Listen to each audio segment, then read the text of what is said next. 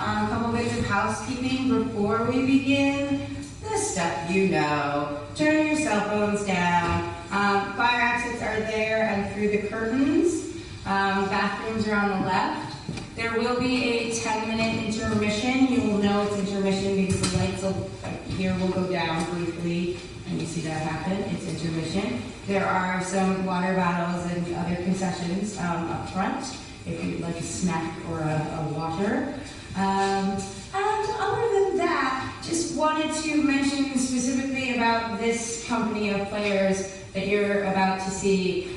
Brilliant actors, and not only that, they were an integral part of the creative process. Whether they lent props they created, whether they lent musical ideas, original guitar arrangements. Some of the underscoring that you'll hear came from one of our cast members, John Bradley.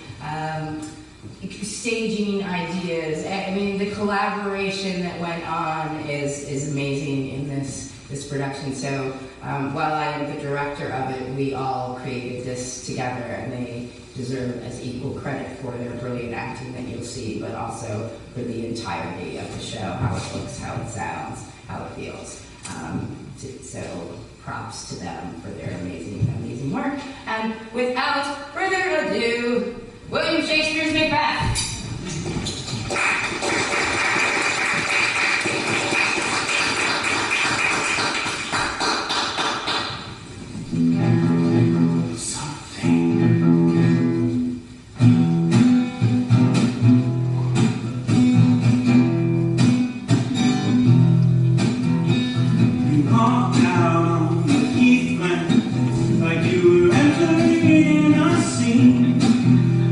Strategically rested on your hip.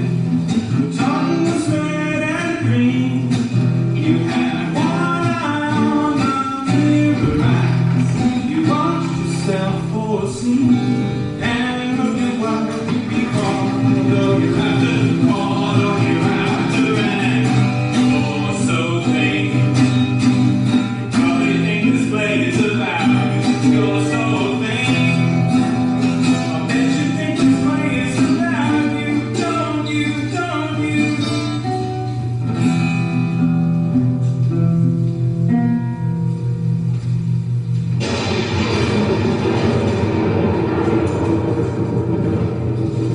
Shall we three meet again? In thunder, in lightning, or in rain? When the hurly-burly sun, when the battle was lost and won. That'll be there, such a sun. Where the place? Upon the heath. There to meet with Macbeth. I come, great Duncan. Catacombs. Anon. Fair is foul, and foul is fair. Hover through the fog and filthy air. Fair is foul, and foul is fair. Hover through the fog and filthy air.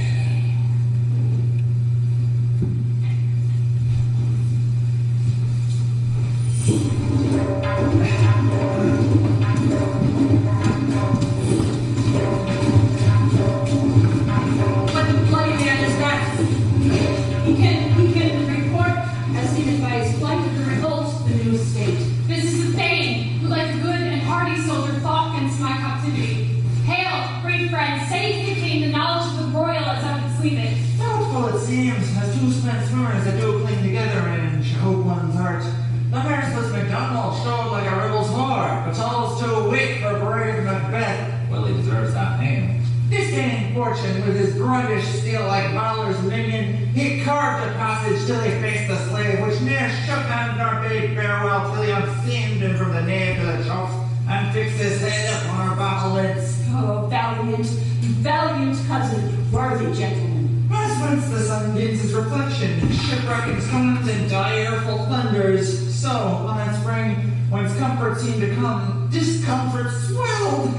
Mark, King of Scotland, Mark, no sooner valor had with the Those who are just as having valor are compelled these skipping carns to trust their heels. But the Norwegian lord, surveying vantage, with furbished arms and new supplies, and then began a fresh assault. Dismayest not, this our captains, Macbeth and Banquo. Yes, as sparrows' heels, if I say so. In last report they were as cannons overcharged with double cracks, as they doubly redoubled their efforts upon the foe. But I am faint, my gashes cry for help. Oh, so well thy words become thee as thy wounds. They smack of honor both. Go, get him surgeons. Who comes here? And where do you Canadian of Rosse? But a haste looks through his eyes, so should he look that seems to speak things strange. God save the king. Whence comest thou, worthy thing? From Fife, great king. When the Norwegian banners flout the sky and fan our people cold, Norway himself, with terrible numbers, assisted by that most disloyal trait of the Thane of Cawdor, began a dismal conflict.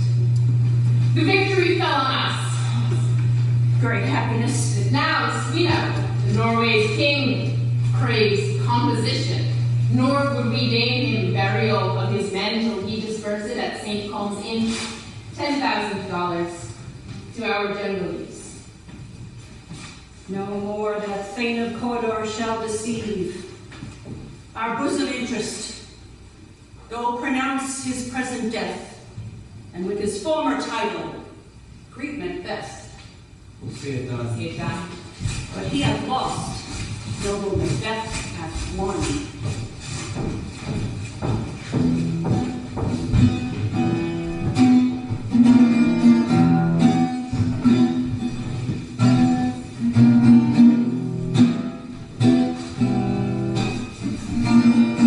Where hast thou been, sister?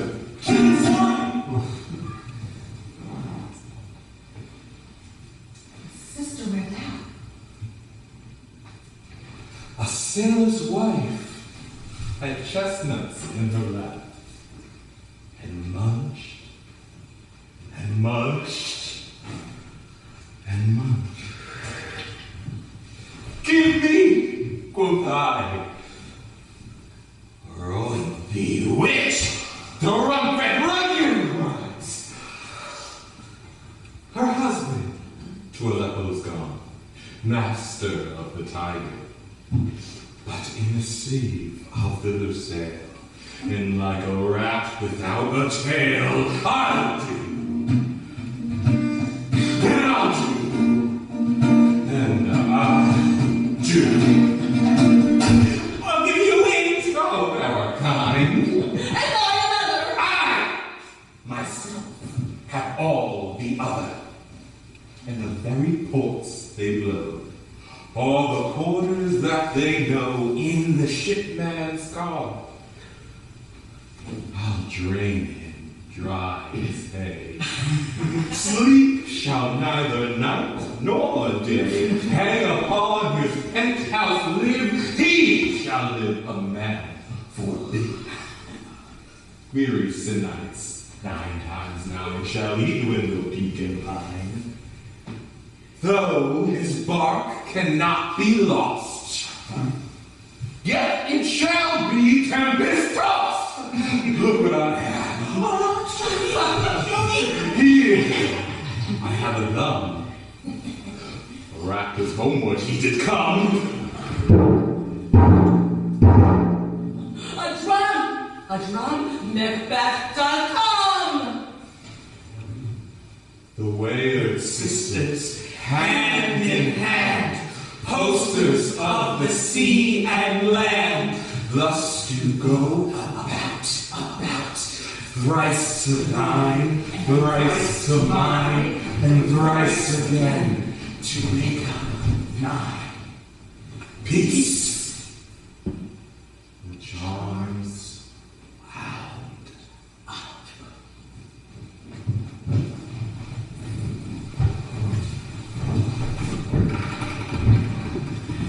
So foul and fair a day I have not seen.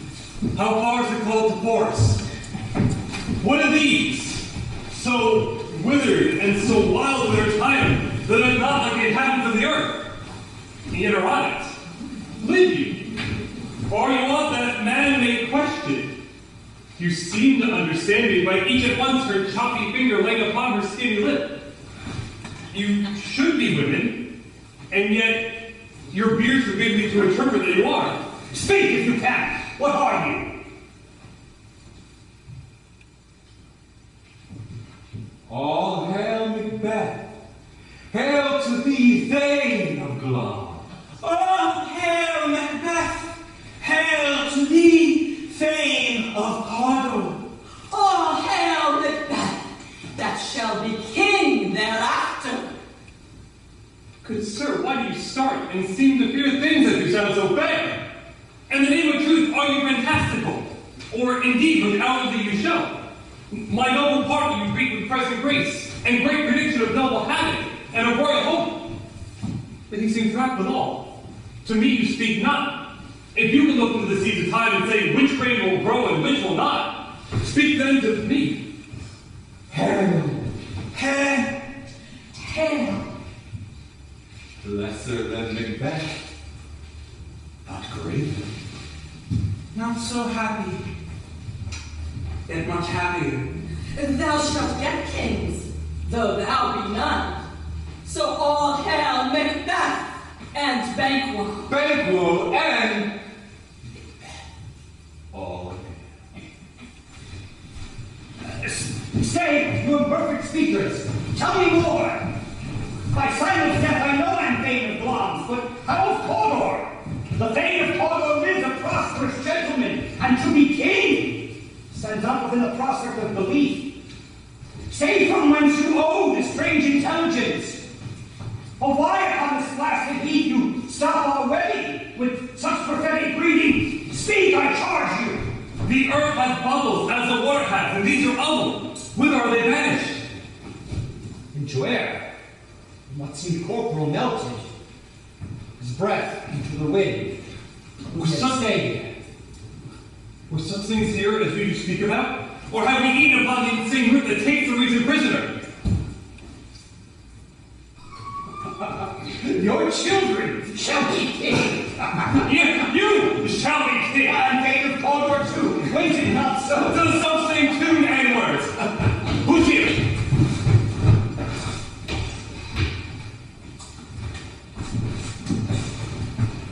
The king hath happily received, Macbeth, the news of thy success, and when he reads thy personal venture in the rebels' fight, his wonders and his praises do contend which should be thine or his.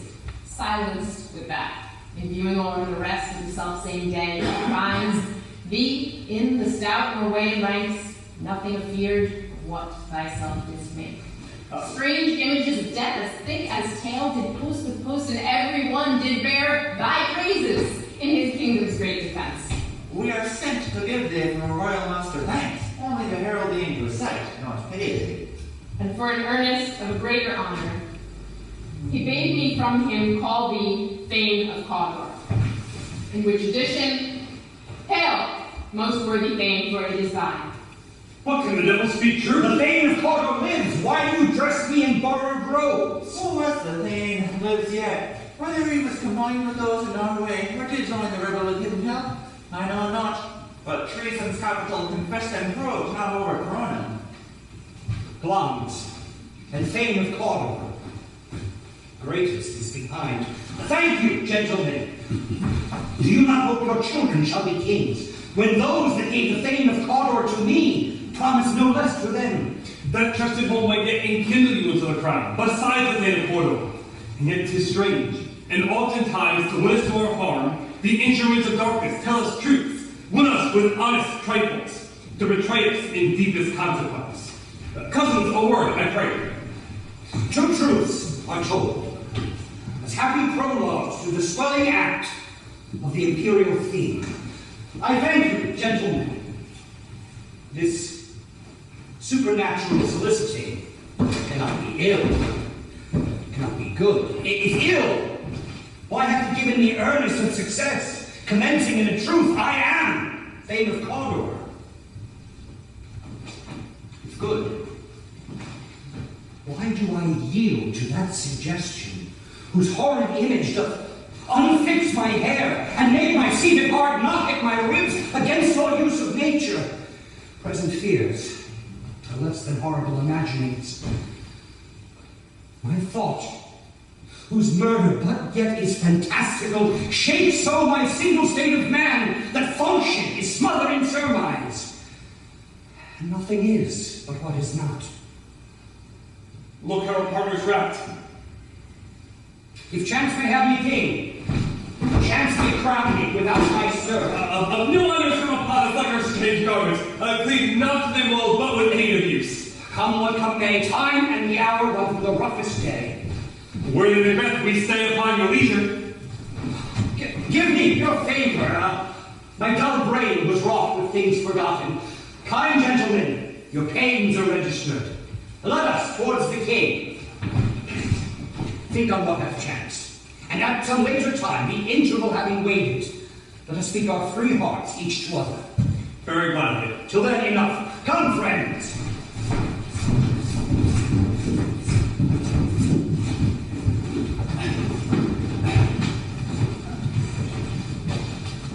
Is execution done on the quarter? Are not those in commission yet returned? My liege, they are not yet come back. But I spoke with one that saw him die, that did repart very frankly. He confessed his treasons, implored your highness's pardon, and set forth a deep repentance. Nothing in his life became him like believing it. There's no art to find the mind's construction in the face. He was a gentleman on whom I placed an absolute trust. Worthiest cousin, the sin of my ingratitude was even now heavy on me. Thou art so far before that swiftest wing of recompense is slow to overtake thee. Would thou hadst been less deserved, that the proportion then of both thanks and payment might have been mine. Only I can say, more is thy due than more than all can pay. The service and the loyalty I owe, in doing it, pays itself. Your highness part is to receive our duties, and our duties are to your throne and state, children and servants, which do but what they should. Welcome hither. I have begun to plant thee, and I will labor to make thee full of growing. Noble Banquo, that is no less deserved. Let me enfold thee and hold thee to my heart. There I grow, the harvest is your own. My plenteous joys, wanton in fullness, seek to hide themselves in drops of sorrow. Sons, kinsmen, things. We will establish our state upon our eldest Malcolm, whom we name hereafter the Prince of Cumberland. Hence our eagerness and bind us all further together. The rest is labor which is not used for you. I'll be myself the harbinger, and make joyful the hearing of my wife with your approach. So humbly take my leave. My word of court. The Prince of Cumberland. That is a step on which I must fall down, or else go a leap, for in my way it lies. Stars, hide your fires. Let not light see my black and deep desires. True noble Banquo, he is full, so valiant, and in his commendations I am fed. It is a banquet to me.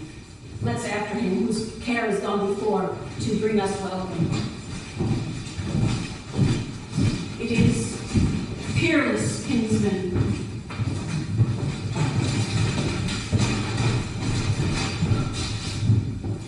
We met in the day of success, and I learned by the perfectest report a more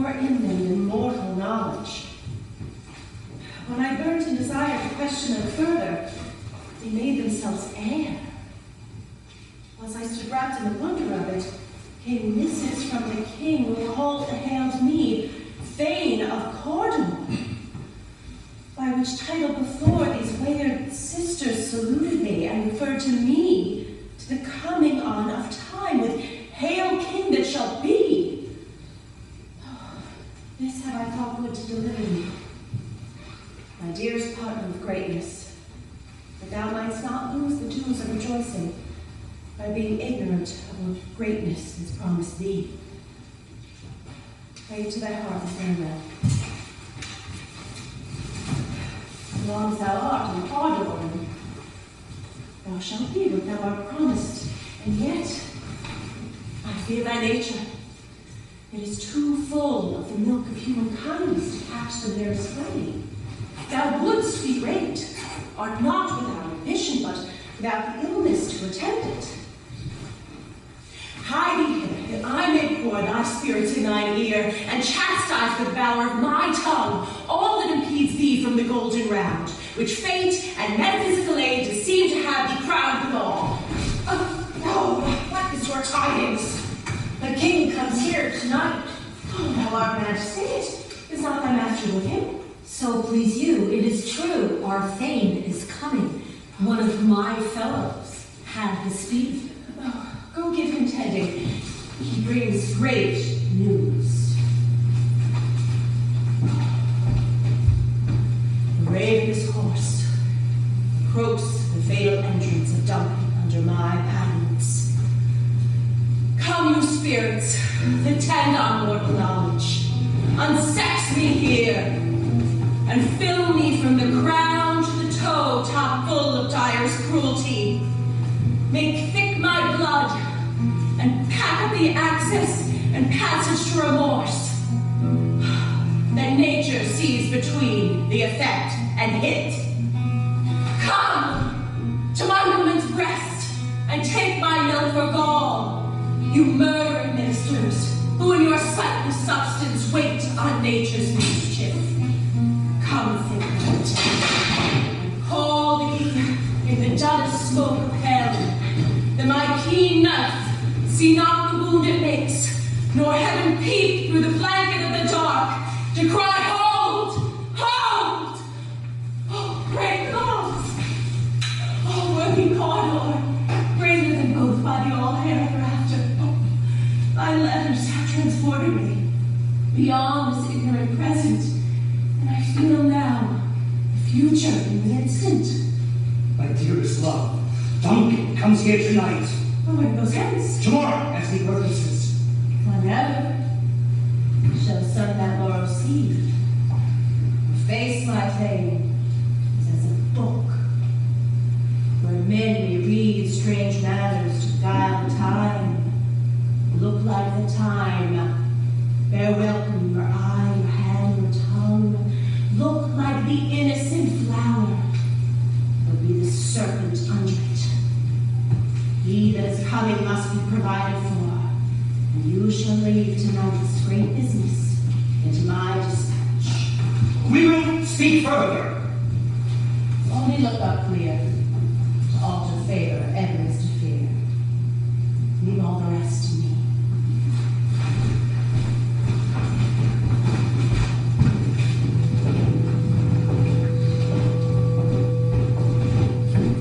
This castle hath a pleasant seat. The air nimbly and sweetly recommends itself unto our gentle senses.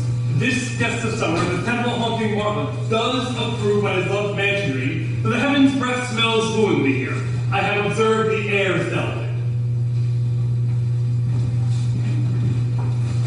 See, our honored hostess, the love that follows us sometimes is our trouble, which still we thank as love. Hence, I teach you how you shall thank God illness for your pains, and thank us for your trouble. Our service in every point, twice done, and then done double, but poor and single business contend against those honors deep and broad, wherein your majesty loads our house. Where's the Thane, Lepore? We traverse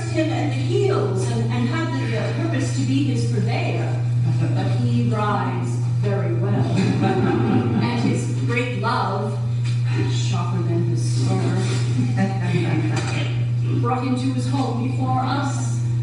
We are your best friend. Your servants have theirs, and what is theirs has come to give their audit at your highness's pleasure, still to return your own.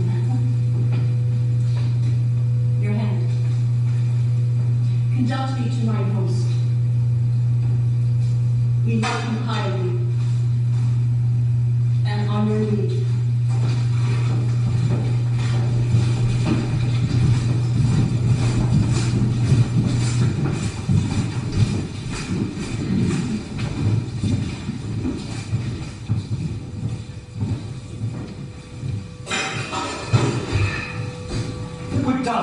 When 'tis done, that it were well, or done quickly.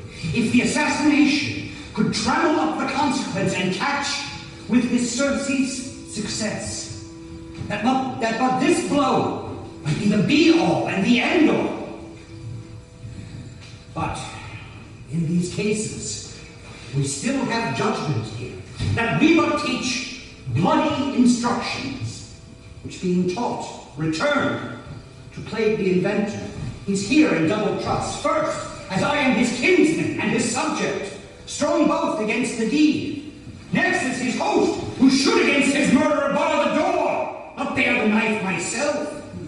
Besides, this Duncan has borne his faculties so meek, hath been so clear in his great office, that his virtues will plead like angels, trumpet-tongued, against the deep damnation that he's taking off. And pity, like a naked newborn babe, striding the blast of heaven's cherubim, horse upon the sightless couriers of the air, shall blow the horrid deed in every eye. The tears may drown the wind. I have no spur to prick the sides of my intent, but only vaulting ambition, which o'erleaps itself and falls on the other side. How now? What news? With almost such, why have you left the chamber?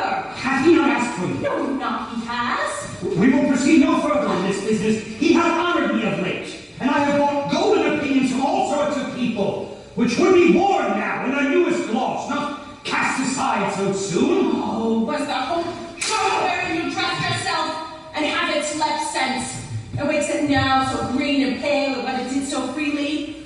Oh, from such I account thy love. Art thou feared to be the same in thine own act and valor, as thou art in desire? Wouldst thou have that which thou esteemest the ornament of life, and live like a coward in thine own esteem, letting thy dare not wait upon thy wood, like the poor cat in the attic? My pretty people! I dare do all that may become a man, who dares do more is none.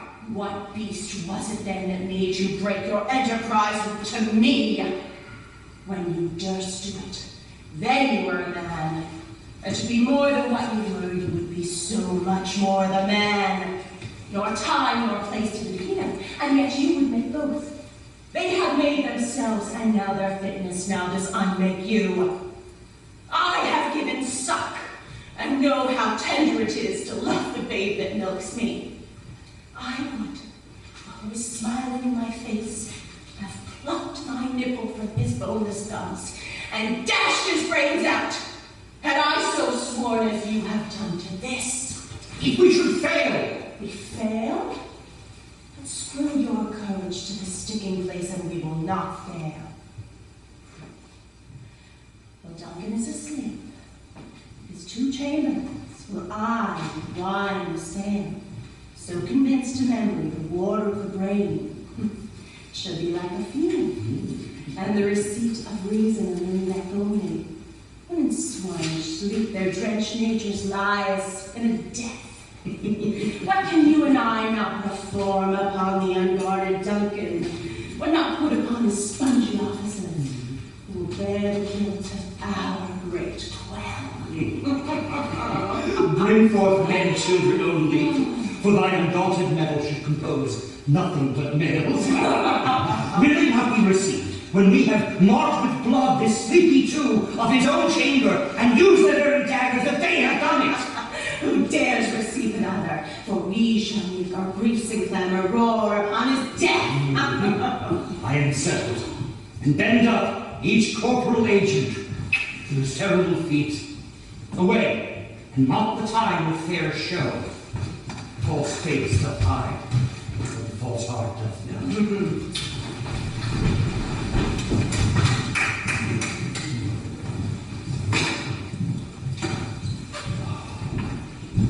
How goes the night, boy? And she goes down at 12. Hold my sword. There's husbandry in heaven. Their candles are all out. Aye. Take thee that too.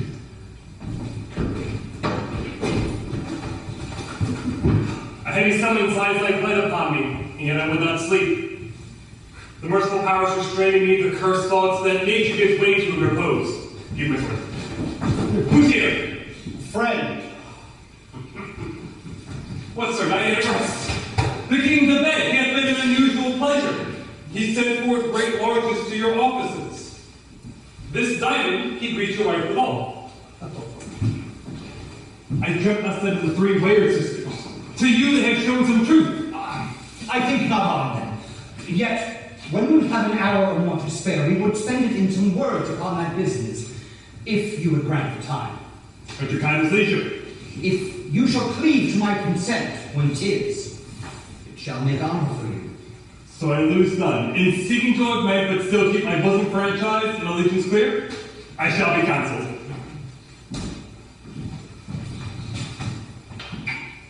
Good repose the while. Thanks, sir. Delight to you.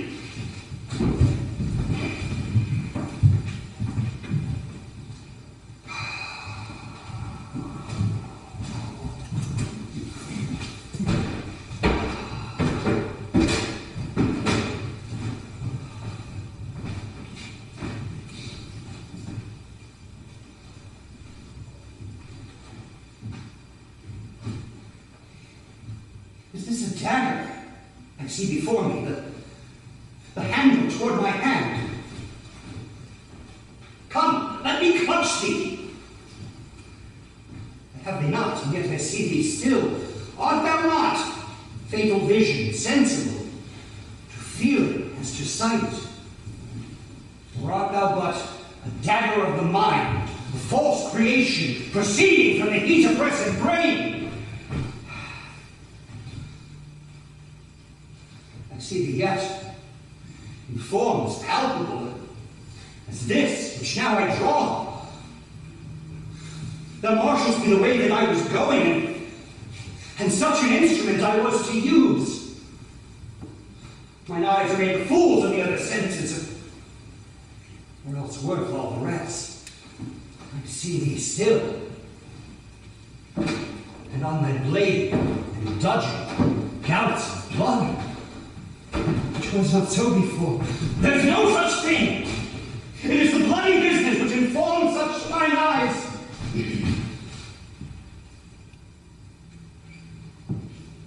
Now, over the one-half world, nature seems dead, and wicked dreams abuse the curtained sleep.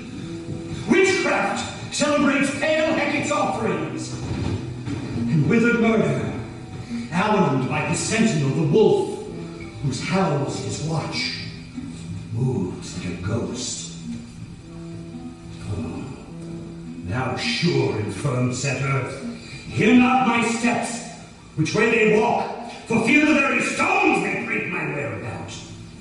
And take the present horror from the time, which now suits with it, while I fret, he lives. Words to the heat of deeds, too cold breath gives.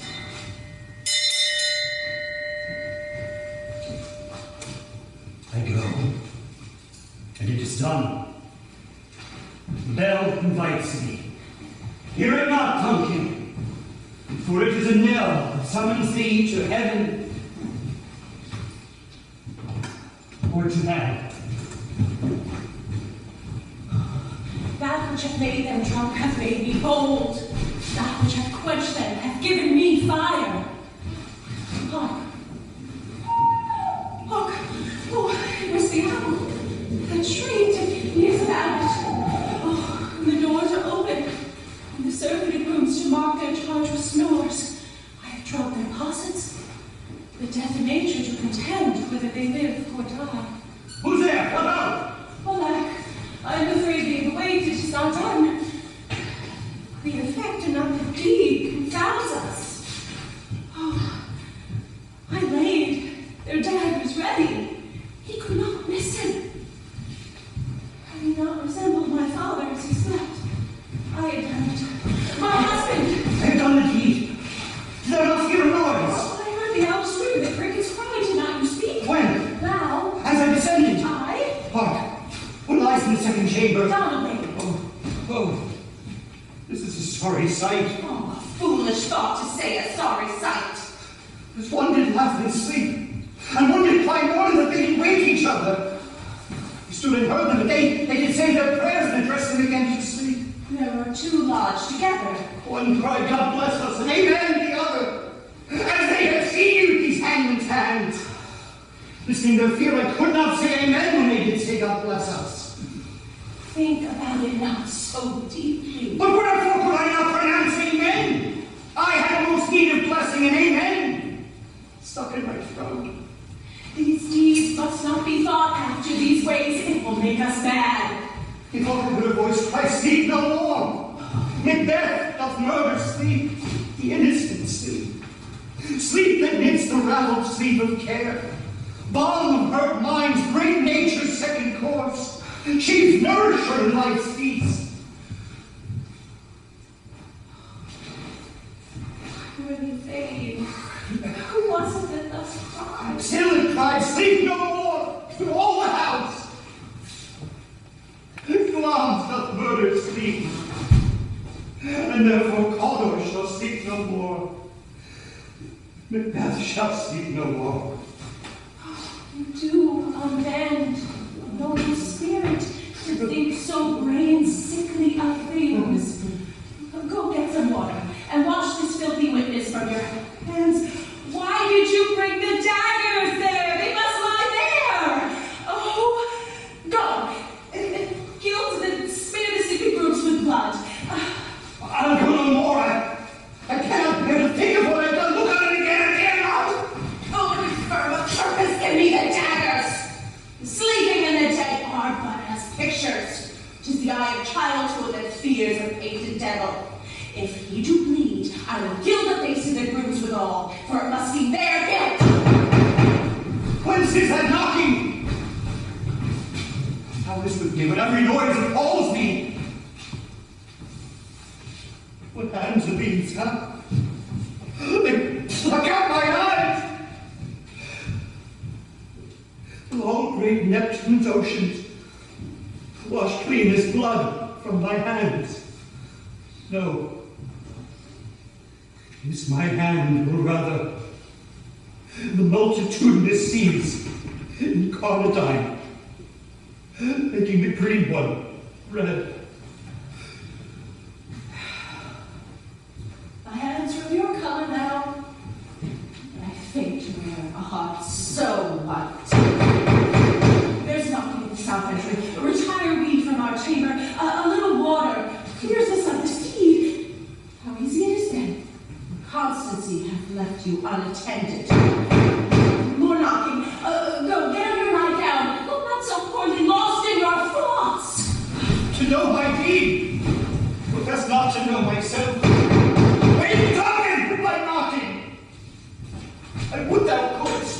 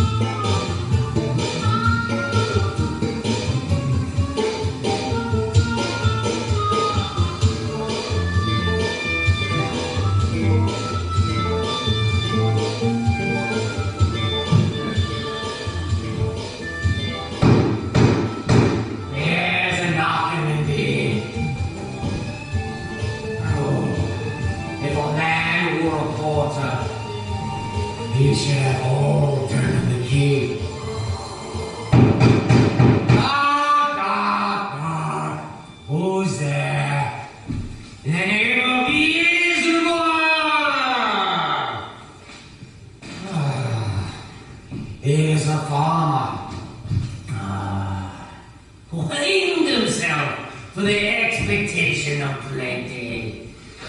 Oh, come in time. Have napkins and how about you? Here, you sweat for it. Knock, knock.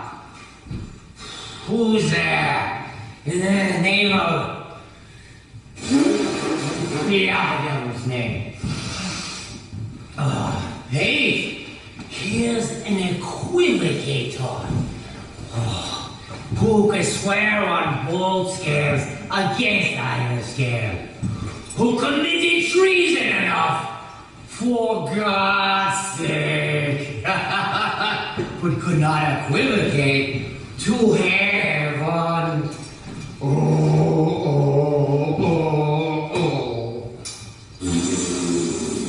Come in equivocate. Knock, knock. Who's there? Oh, an English tailor. Come hither. Who's stealing out of a French horse? Come in, tailor. Here you can roast your horse. Knock, never in quiet. What are you?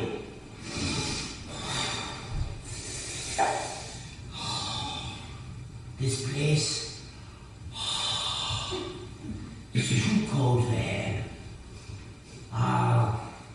Teleport a little further. I thought I can take in some from all profession and took that primrose way to the everlasting bonfire. And on, I pray you remember the porter. Yeah!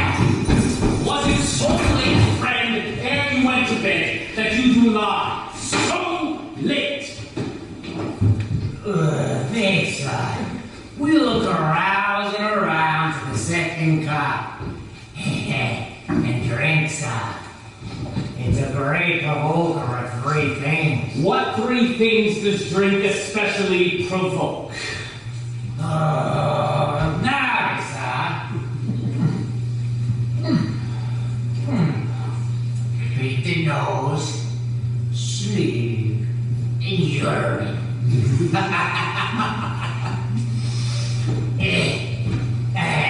Lecture, sir. It provokes, and unprovoked provokes the desire. But it takes away the performance. But therefore, with much strength, it is said to be the equivocator for lecturing. It makes him, and it mars him. It sets him on, and it takes him off. It persuades him, and it disheartens him, and it makes him stand true, and not stand true. In conclusion, it equivocates him into a snake, giving him the lie. I believe Drink gave thee the lie last night. That it is, in the very throat of me. But I require him. That I may have been too strong to accommodate sometimes. I made a shift to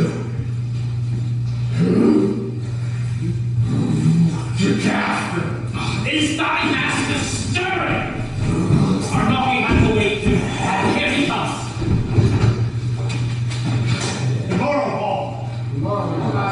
Is the king stirring, worthy thane? Not yet. Well, he did command me to call timely upon him. I have almost slipped the hour. I'll bring you to him.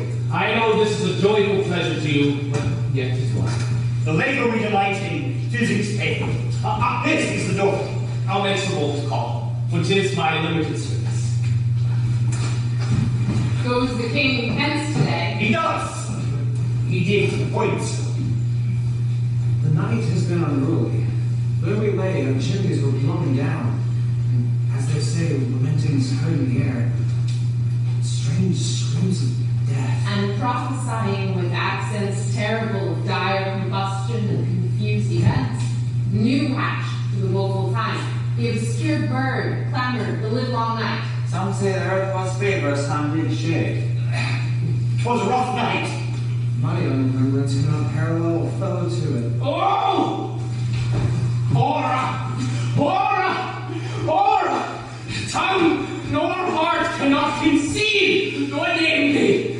What's the matter? Confusion now hath made his masterpiece. Most sacrilegious murder hath broke over the Lord's anointed temple and stole hence the life of the building. What's that you say? The life? He knew his majesty. Approach the chamber, do not bid me speak. See, and speak yourselves.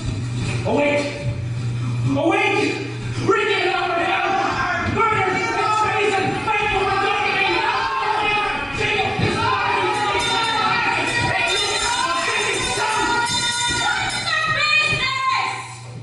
Oh, such a hideous trumpet calls to parley, the sleepers of his house. Speak! Speak! Oh, gentle lady, 'tis not for you to hear what I can speak. The repetition in a woman's ear would murder as it befell. Oh, Banquo! Banquo! Our royal master's murdered. Whoa, lass, what in our house? Too cruel anywhere! Dear God, I pray contradict myself. Say it is not so. Oh. Had I died but an hour before this chance, I would have lived a happy life. But from this moment, nothing serious in mortality, always but joys. Renown and grace are dead. What is this? You are. You do not know it. The head, the spring, the fountain of your blood is stopped. The very source of it is stopped. Your royal father's marriage. Oh, by whom? Those in his chamber, as it seemed, had done it. Their hands and faces were all badged with blood. So were their daggers. They stared and were distracted. No man's life was ritually with them. Oh, I do repent me of my fury, that I did kill them. Wherefore did you so? Who can be wise, amazed, temperate, furious, loyal, and neutral in a moment? No man! The expedition of my violent love outrun the pause of reason. Here lay Duncan, his silver skin, laced with his golden blood, and his gash stabbed like a breach in nature. Who could refrain? That had a heart to love, and in that heart, courage to make love known. Oh, help me, Hansen! Look to the lady. Why do we hold our tongues at most? We play this argument for hours. No, it shouldn't be spoken here where our fate in and out will only rush to seize us. That's why our tears are not improved. There are strong sorrow and emotion. Look to the lady.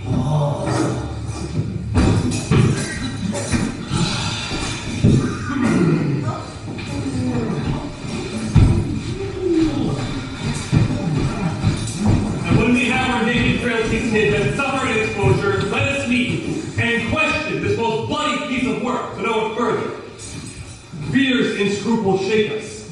In the great hand of God I stand, and then against the undivulged pretense I fight of treasonous malice. And so do I. So Let's bravely put on manly readiness and meet in the hall together. Well intended. What will you do? Let's not consort with them. To show an unfelt sorrow is an office which the false man does easily. All to England. To Ireland I. Our separated fortunes shall keep us both the safer. Where we are, there's daggers and men's smiles. This murderous shaft that shot hath not yet lighted, and our safest way is to avoid the aim. Therefore to horse, and let us not be dainty of leave-taking.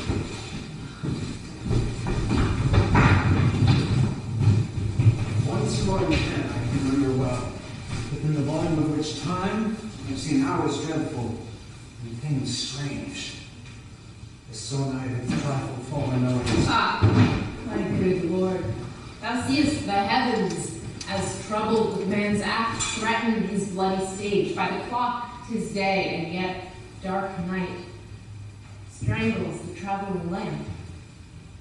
Is it night's predominance, or the day's shame that darkness doth the face of earth and tomb when living light should kiss it? 'Tis unnatural, like the deed that's done. On Tuesday last, a falcon down in a private place was by a mousing out hawked at, killed. And Duncan's horses, a thing most strange and certain, broke their stalls, turned wild in nature, flung out, contending against obedience as they would make war with mankind. 'Tis so they ate each other. They did so, to the amazement of mine eyes that looked upon it. Here comes the good Macduff. How goes the world, sir, now? Why, see you not? It's known who did this more than bloody deed. Those that Macbeth hath slain. Alas the day, what good could they pretend? They was suborned. Malcolm and Donalbain, the king's two sons, are stolen away and fled, which puts upon them suspicion of the deed. And 'tis most like the sovereignty will fall upon Macbeth. Oh, he is already named and gone to Scotland to be invested. Will you just go? No, cousin. Out of fight. Well, I will with it. Well, may you see things well done there. Adieu. Lest our old roads sit easier than our new. Away! Away! Come away! Come away! I come with all the speed I may. We lack of you. We lack of you. Come away. Make up the counts. Oh, art thou come? What news?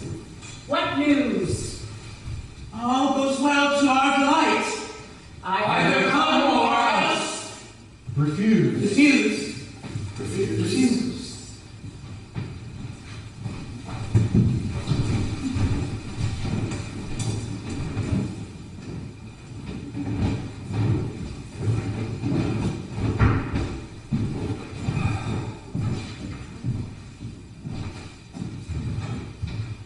Thou hast it now. King, Coro, Glamis, all as the weird women promised. And I fear thou playest most valley for it. Yet it was said it should not stand in thy posterity, but I myself should be the root and father of many kings. If there come truth from them, as upon thee, Macbeth, their speeches shine and set me up in hope. But hush no more. Here's our chief guest. If he had been forgotten, it had been a gap at our great feast, and all things unbecoming. Tonight, we hold a solemn supper, sir. Now expect your presence. That your highness command upon me, to which my duties are a most indissoluble tie forever knit. Ride you this afternoon. I know the Lord. You should have else desired your good advice, which still hath been both grave and prosperous in this day's council, but we'll take tomorrow. Is it for you, Rod? As far, my lord, will fill the time twixt this and supper. Fail not our feast. My lord, I will not. We hear of bloody cousins are bestowed in England and in Ireland, not confessing their cruel parricide, filling their hearers with strange inventions. But of that tomorrow, when wherewithal we shall have cause of state, craving us jointly. Hide your horse, adieu, till you return at night. Goes Fleance with you. I beg your lord, our time does fall upon us. I wish your horses swift and sure of foot, and so I do commend you to their backs. Let every man be master of his time till 7 at night, to make society the sweeter welcome. And we will keep ourselves until supper time of love. Whilst then, God be with you. Sarah, come here. Attend those men at leisure. There are, my lord, without the palace gate. Bring them before us.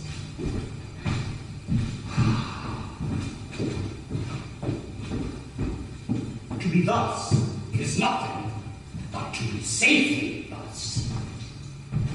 Our fears in Banquo stick deep, and in his royalty of nature reigns that which would be feared. 'Tis much he dares, and in that dauntless temper of his mind, he hath a wisdom that doth guide his valor to act in safety. There is none but he, whose being I do fear, and under him my genius is rebuked. He chid the sisters when first they put the name of king upon me, and bade them speak to him. Then, prophet-like, they pronounce him father to a line of kings. Upon my head they placed a fruitless crown, no son of mine succeeding. If so, for Banquo's issue have I filed my mind, for them have I the gracious Duncan murdered, only for them, and mine eternal jewel given to the common enemy of man, to make them kings, the seed of Banquo, kings. Rather than so, come fate into the list. Who's there? Was it not yesterday we spoke together? It was, so please your highness. Well then now, have you considered of my speeches? Know that it was he in the olden times who held you so under fortune, which you thought had been our innocent self. This I made good to you in our first meeting, how you were borne in hand, how crossed the instruments who wrought with them, and all things else which might to half a soul or to a notion praise, say thus did Banquo. You made it known to us. I did, and went further, which is now our point of second meeting. Do you find your patience so predominant in your nature that you can let this go? We are men, my liege. Aye. In the catalogue he goes for men. It's hounds, greyhounds, mongrels, spaniels, curs. Now, if you have a station in the fight, not in the worst rank of manhood, say it. And I will place that business in your bosom, the execution of which takes your enemy off, gravels you to heart, and love of us, who wear our health but sickly in his life, which in his death are perfect. I am one, my liege, whom the vile blows and buffets have so incensed that I am reckless when I do despite the world. And I another, so weary with disasters, tugged with fortune, that I would set my life on any chance to mend it or be rid of it. Both of you know that Banquo was your enemy. You made it known to us, sir. So he is mine. And in that bloody distance, when every moment of his being thrust against my nearest of life, and though I could with barefaced power sweep him from my sight and bid my will avouch it, yet I must not. For certain friends that are both his and mine, whose love I may not drop, but wail his fall, whom I myself struck down. And so it is that I to your assistance do make love, masking the business from the common eye for sundry weighty reasons. We shall do as you command us, my lord. Your spirit shine through you. Within this hour at most, I will advise you where to plant yourself. Acquaint you with the perfect spy of the time, the moment on it, for it must be done tonight. Fleance, his son, who keeps him company, whose absence is no less material to me than is his father's, must embrace the fate of that cruel hour. Resolve yourselves apart. I'll come to you anon. We are resolved, my lord. I'll call upon you straight. Abide within.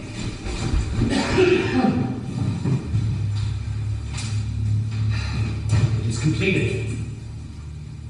Banquo, thy soul's flight, if it find heaven, must find it out tonight.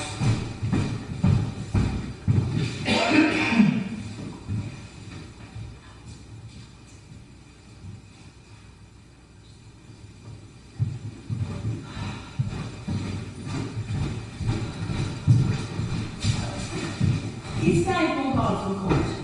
Aye, madam, but returns again tonight. Tell the king that I would attend his leisure for a few words. Madam, I will. All's had, all spent, and our desires without content. Save her to be that which we destroy. My destruction well enough for joy. And now, my lord, I do keep alone. Things without remedy should be without regard. What's done is done. We have scorched the snake, not killed it. She should close and be herself, while our poor Alice remains in danger of her former truth. Yet let the world suffer, both the worlds suffer. Let it be with the dead, whom we, to gain our peace, have sent to peace, and on the torture of the mind to lie in restless ecstasy. Duncan is in his grave. After life's fitful fever, he sleeps well. Treason has done its worst. Come on, gentle my lord. Be bright and jovial with your guest tonight. So I shall love, and so I pray with you. Let your remembrance apply to Banquo. Give him eminence both with eye and tongue. Safe the while that we must lay our honors in these flattering streams and make our faces visitors of our hearts, disguising what they are. You must leave this. Oh, full of scorpions is my mind, dear wife. You know that Banquo and his Fleance live. But in them, nature's copy, not a turn. There is comfort yet. They are assailable. Be thou jocund, and the bat hath flown. I shall be done a deed of dreadful note. What's to be done? Be ignorant of the knowledge, dearest Jock, till thou applaud the deed.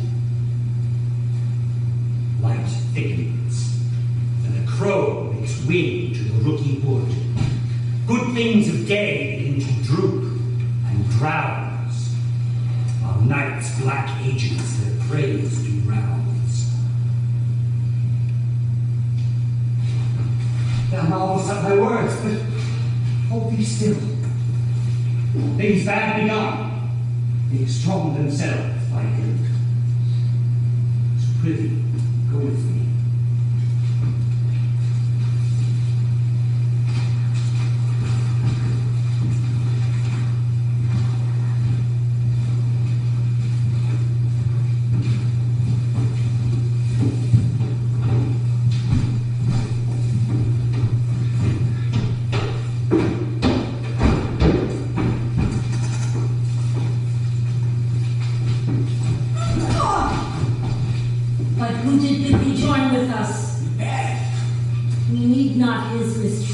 Since he delivers our offices and what we have to do to the direction just.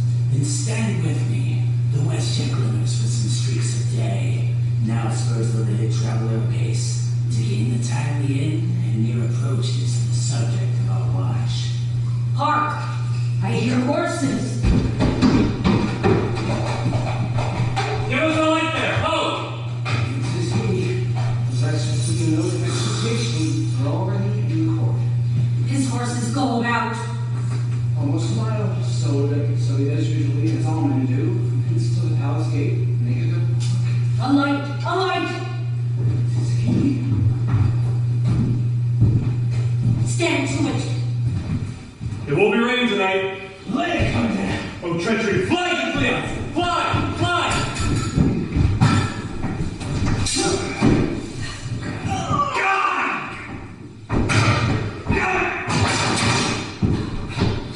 Found his revenge! Oh, slaves!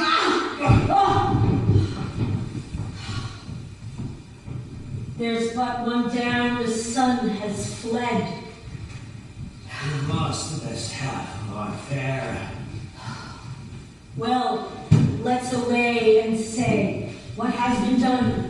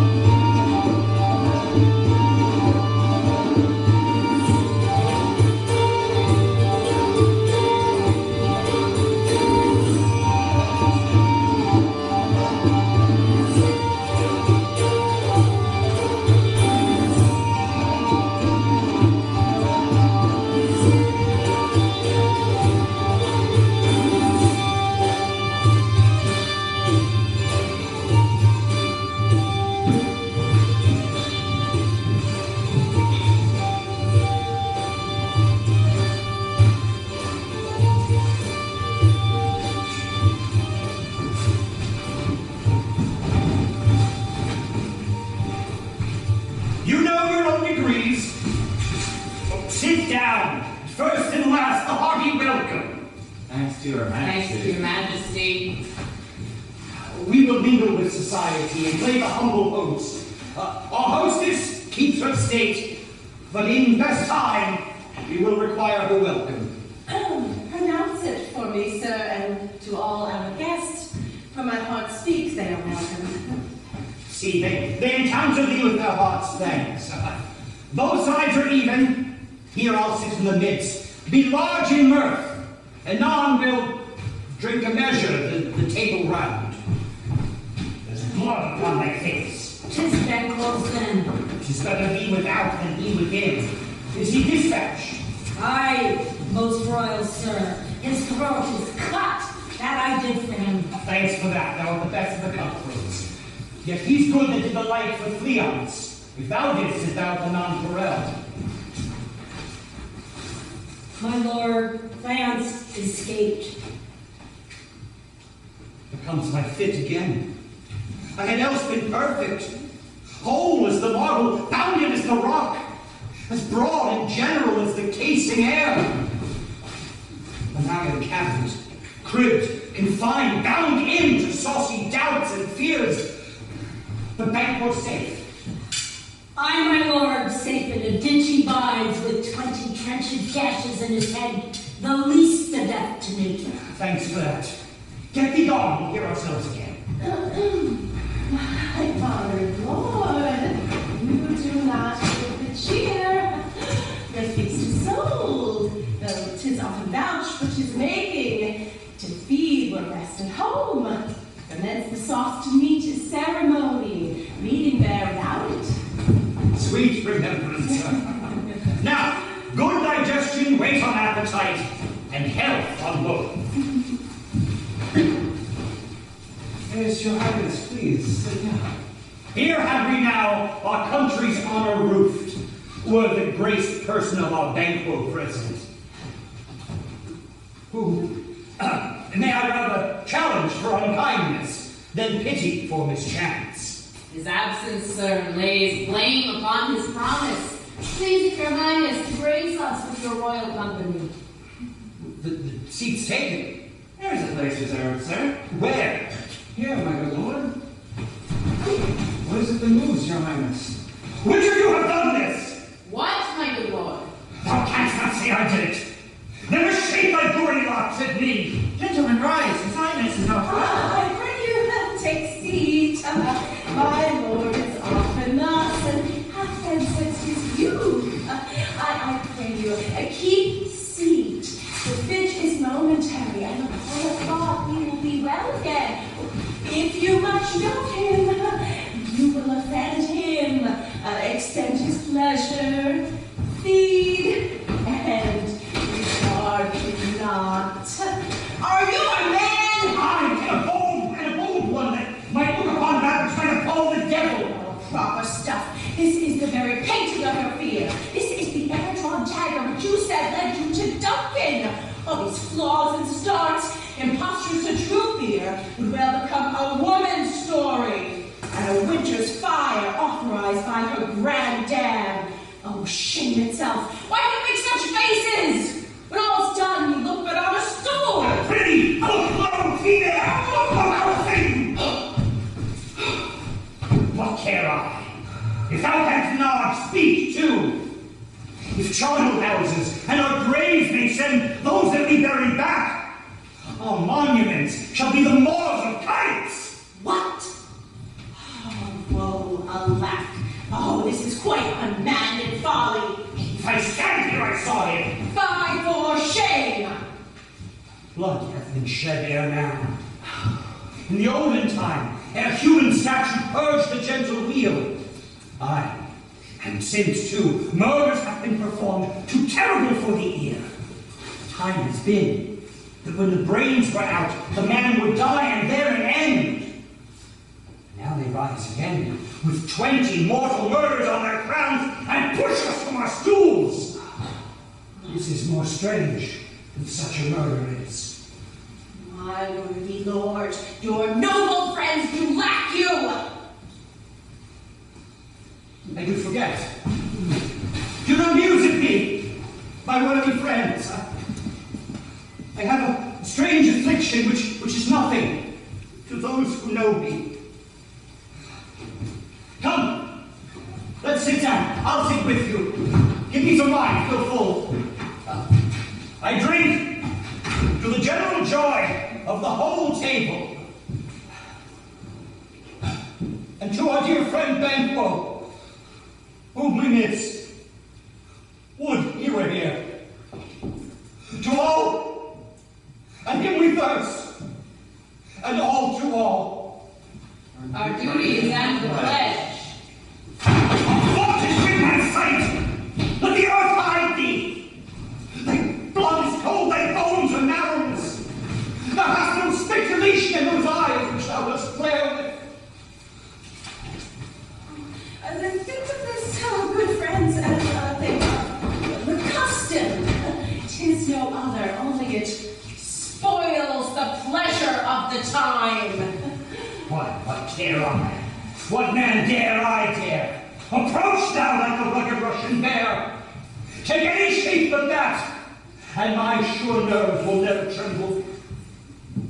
Will be alive again, and carry to the desert with thy sword. Trembling I inhabit, protest me, the baby of a girl, hence, horrible shadow, on your mockery, hence!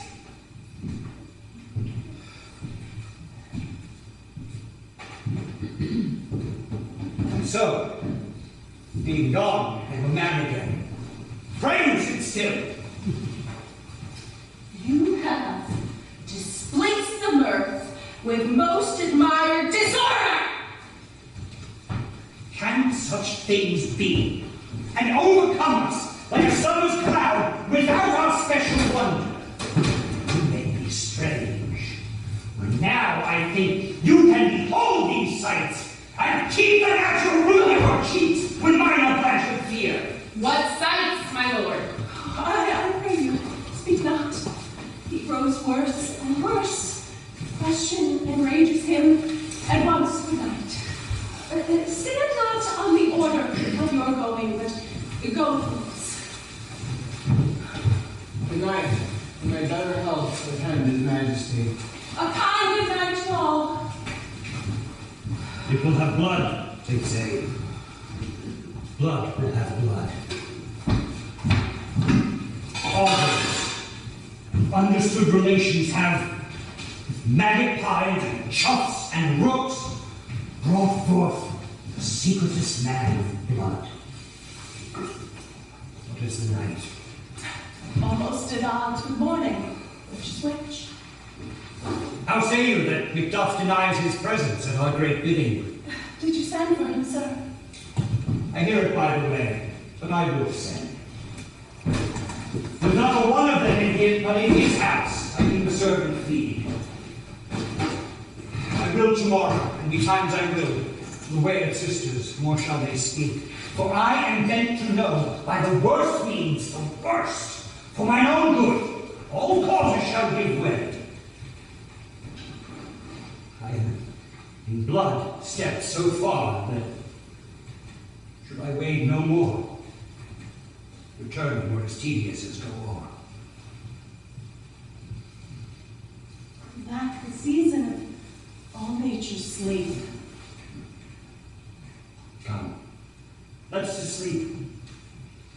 My strange and self-abuse is the initiate fear that wants our use. We are yet but young, indeed.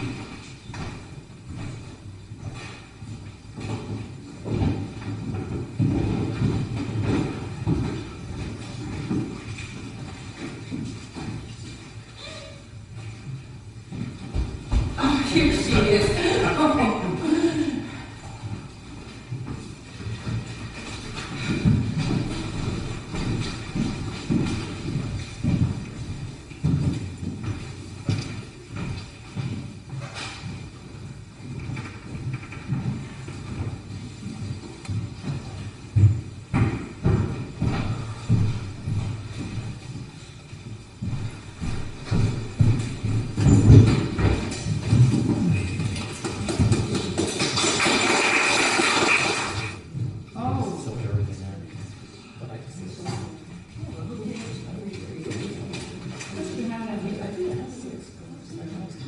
Oh, it's one of those. With the handles of it.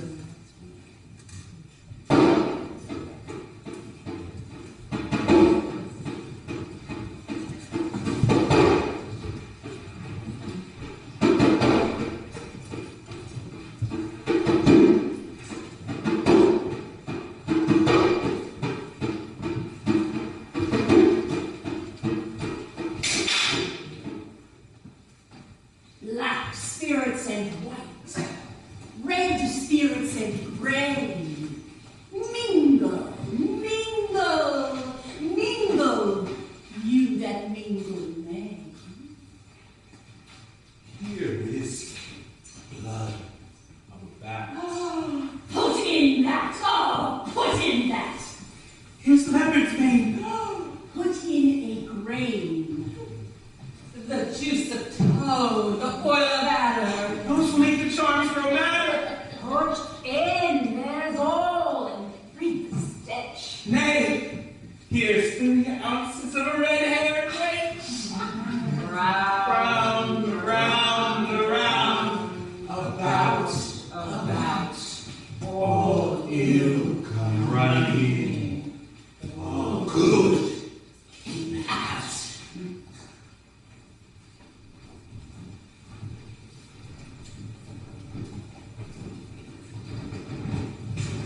All the speeches of the days please me strangely, boy. Gracious Duncan was paid of it that Mary he was dead. My body bent thankful all too late. Fleance fled. And it's not a walk too late. We cannot promise God how monstrous it was when Malcolm and Donalbain killed their gracious father. Damned fact. Had it grieved Macbeth, do you not straight in pious rage the two delinquents' tale? Is not that nobly done? Aye, wisely too. Peace, or from broad words. Because he failed his presence at the tyrant's feast, I hear Macduff lives in disgrace. Sir, can you tell me where he bestows himself? The son of Duncan, from whom this tyrant holds the dew of earth, lives in the English court and is received the most pious Edward with such grace that the malevolence of fortune nothing takes from his higher staff. Thither Macduff is gone to pray the holy king upon his aid to wake Northumberland, and warlike Seward, that by the help of these we may again give to our stables sleep to our knights, all which we pine for now in this report hath so exasperate our king, that he prepares for some attempt of war. Some holy angel fly to the court of England.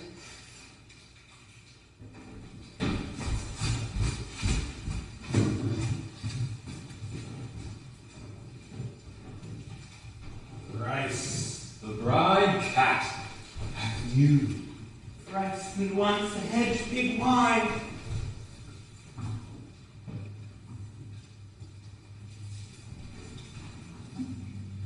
Longer cries. 'Tis time.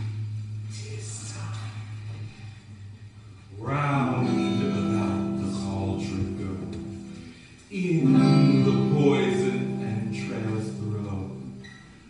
Toad, that on the cold stone, days and nights hast 31.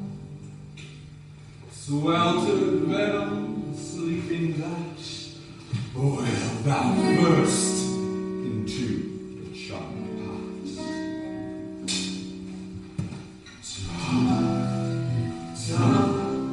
Toil and trouble, fire, burn, and cold. Fillet of a fenny snake, in the cauldron boil and bake. Eye of newt and toe of frog, wool of bat and tongue of dog, adder's fork and blindworm's sting, lizard's leg and owlet's wing. For a charm, powerful trouble, like a hell broth,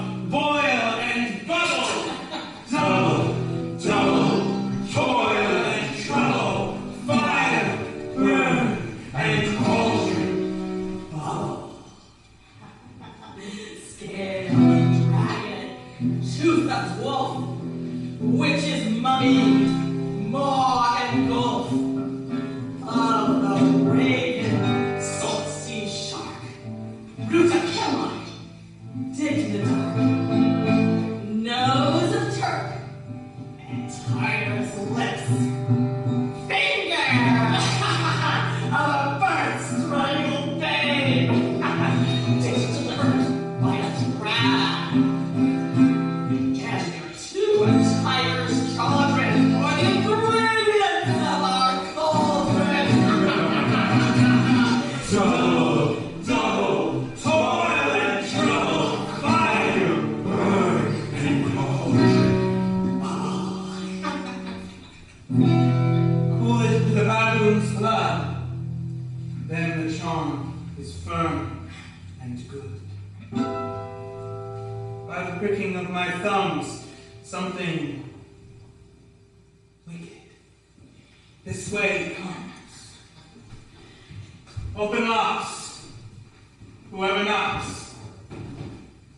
How now, you secret black and midnight hags? What is to do? A deed without a name. I conjure you, by that which you profess, however you come to know it, answer me. Though you untie the winds and let them fight against the churches, though the Yesti waves confound and swallow navigation up, though nature's Germans tumble all together, even till destruction saves, answer me to what I ask you. Speak. The man will answer. Pour in Sal's blood, that hath eaten her 9 fellows. Grease that sweet from the murderer's gibbet, throw Come high or low, thyself and office deathly show.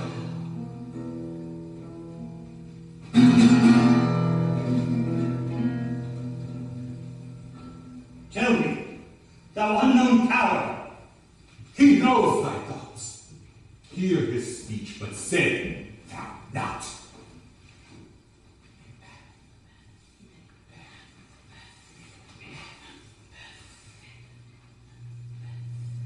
Beware, Macduff!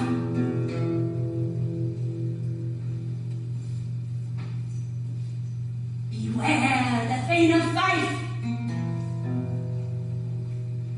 Dismiss me. Dismiss me. Dismiss me. Dismiss me. Enough! for thy good caution, thanks. Thou hast hard my fear aright, but one word more. He will not be commanded. He is another, more potent than the first.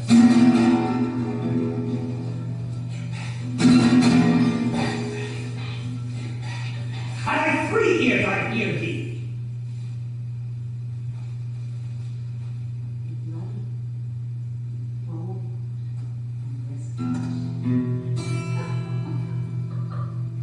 Laugh to scorn the power of man, for none of woman born shall harm Macbeth. Then live, Macduff. What need I fear of thee? And yet, I'll make assurance double sure. I'll take a bond of fate. Thou shalt not live, that I may tell pale-hearted fear it lies, and sleep in spite of thunder. What is that? Lies from the issue of a king. Listen, but speak not too. Be lion metal, proud and take no care. Who chafes, who frets, or where conspirers are. Macbeth shall never vanquished be until great Burnham Wood to high Dunsinane Hill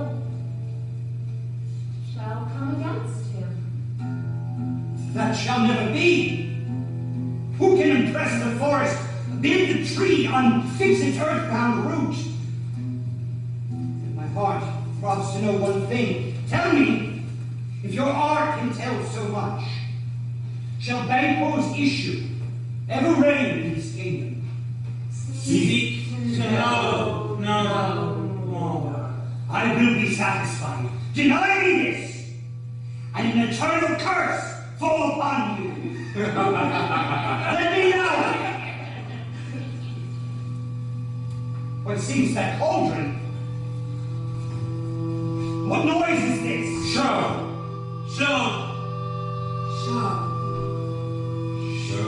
his eyes and grieve his heart.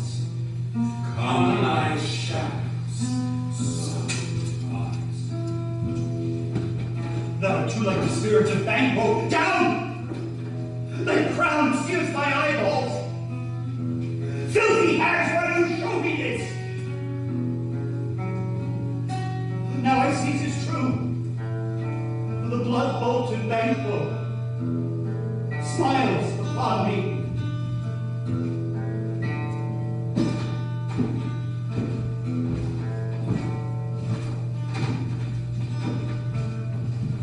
What? Is this so? Aye, sir. All this is so. But why stands Macbeth thus amazing? Come, sisters, cheer we up his sprites, as we show the best of our delights. I'll charm the air to make a sound, while you perform your antique rounds. That this great king may kindly say, our duties did his welcome pay.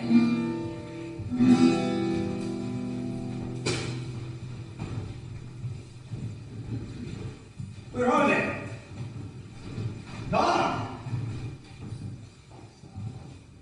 Let this pernicious hour send I a curse with the calendar. Come in, without there. What's your grace's will? Saw you the way of sisters. No, my lord. Came in on by you. No, indeed, my lord. That be the air on which they ride. And damn those that trust them. I did hear the galloping of horse. Who came by? 'Tis 2 or 3, my lord. They bring you word. Macduff has fled to England. Fled to England. Aye. Time. Thou anticipates my dread exploits. The flanking purpose never is overtook unless the deed goes with it.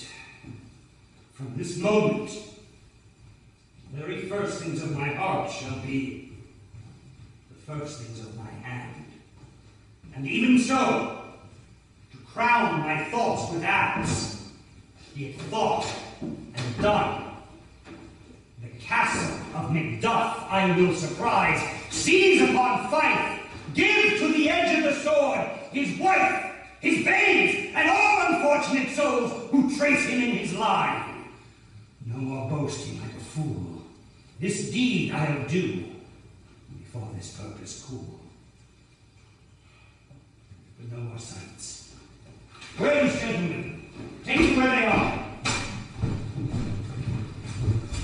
What hath he done to make him fly away? You must have patience, madam. He had none. His flight was madness. When our actions do not, our fears do make us traitors. You know not whether it was his wisdom or his fear. Wisdom.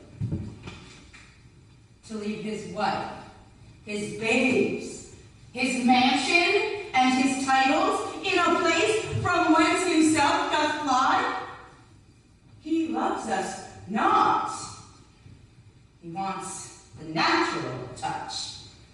For the poor wren, the most diminutive of birds, will fight her young ones in her nest against the owl. All is the fear. Nothing is the love. For the flight doth run against all reason. My dearest cousin, I pray you, school yourself. But for your husband, he is wise, noble, judicious, and best knows the fits of the season. I dare not speak much further. Cruel are the times when we are traitors and do not know ourselves, when we hold rumor from what we fear, but know not what we fear, to float upon a wild and violent sea, each way and move. I take my leave of you. Shall not be long, but I'll be here again. Things of their worst will cease, or else climb upwards to what they were before. My pretty cousin, blessings upon you.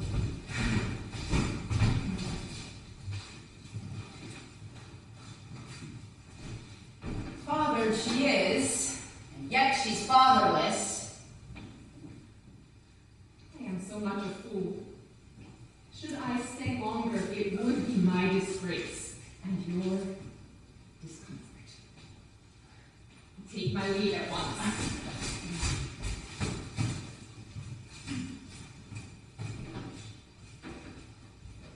Your father's dead. And what wilt thou do now? How wilt thou live? As birds do live. What with worms and flies? With what I get, I need it, so do it. Oh, poor bird, thou never sit fear the net nor line, the pitfall nor the chin. Why should I bother? Poor birds are not set for. My father is not dead, father's dead. Yes, he is dead. And what wilt thou do for a father? Nay, how thou do for a husband?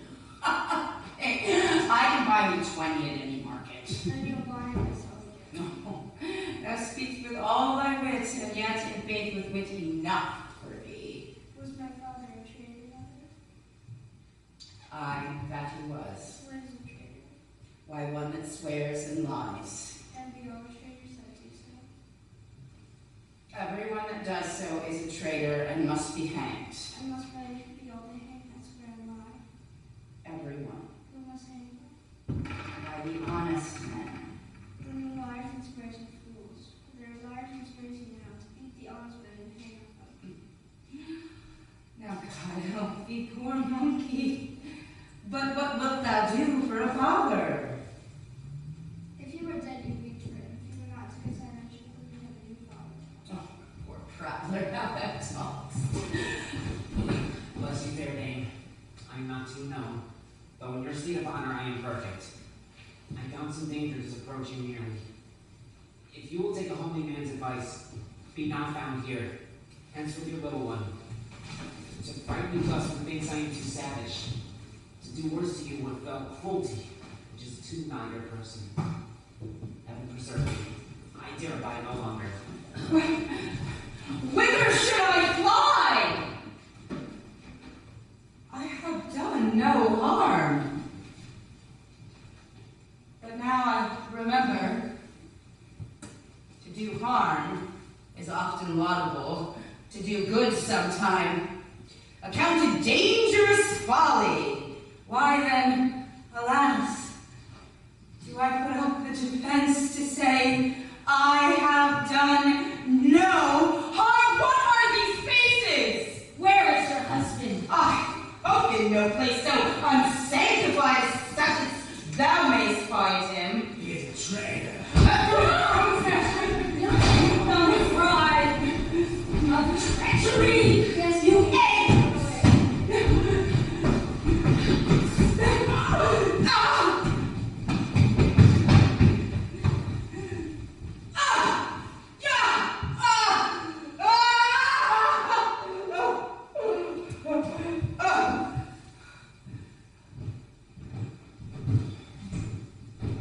Let us seek out some desolate shade, and there weep our sad bosoms empty. Let us rather hold fast the mortal sword, and like good men bestride our downfall and birthdom. Each new morn, new widows howl, new orphans cry, new sorrows strike heaven on the face that it resounds as if it felt with Scotland and yelled out like syllable of the Lord. When I believe, I'll wail. What no believe, and when I can redress, as I shall find the time to friend, I will. What you have spoke, it may be so perchance. This tyrant, whose soul name blisters our tongues, was once thought honest. You have loved him well,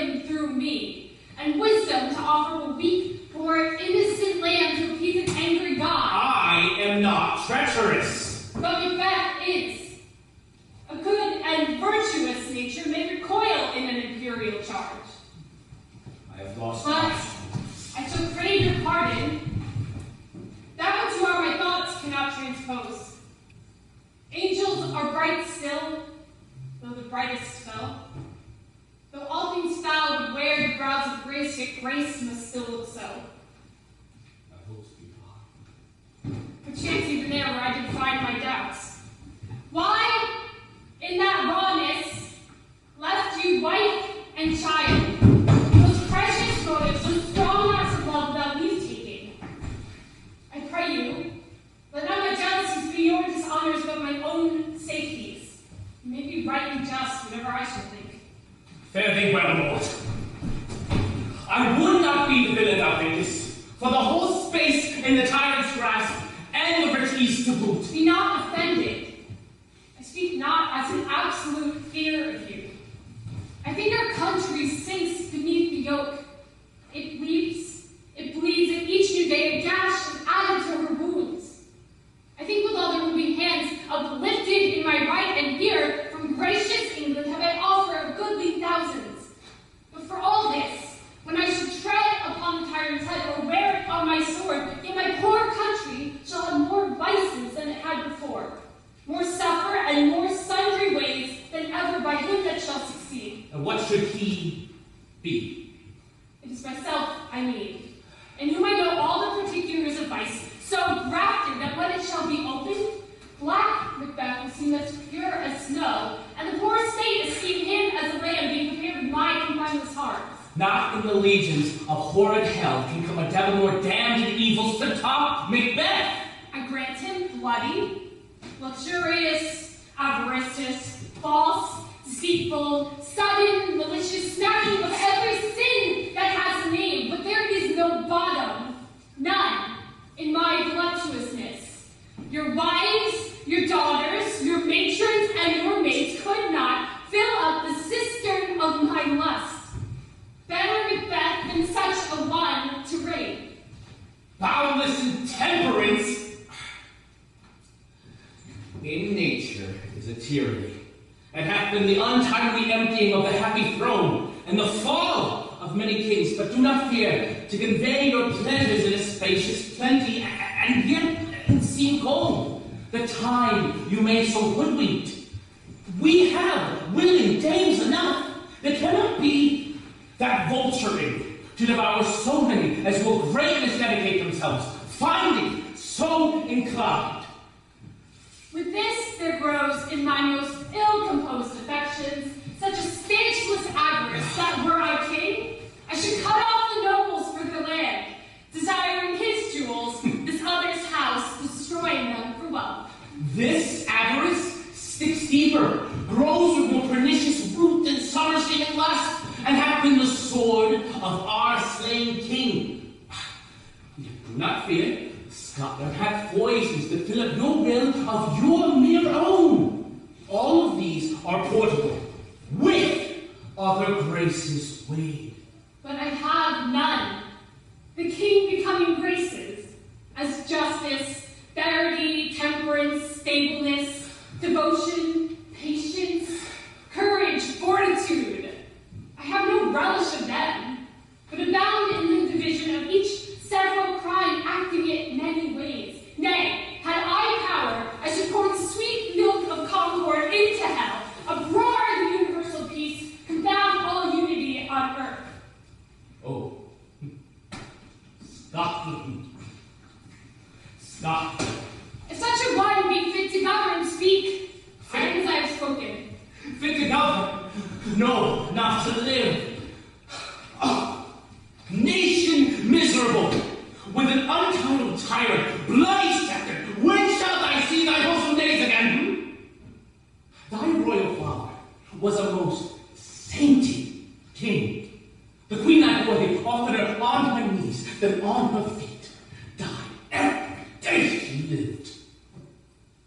Anyway, the evils that repeatest upon thyself have banished me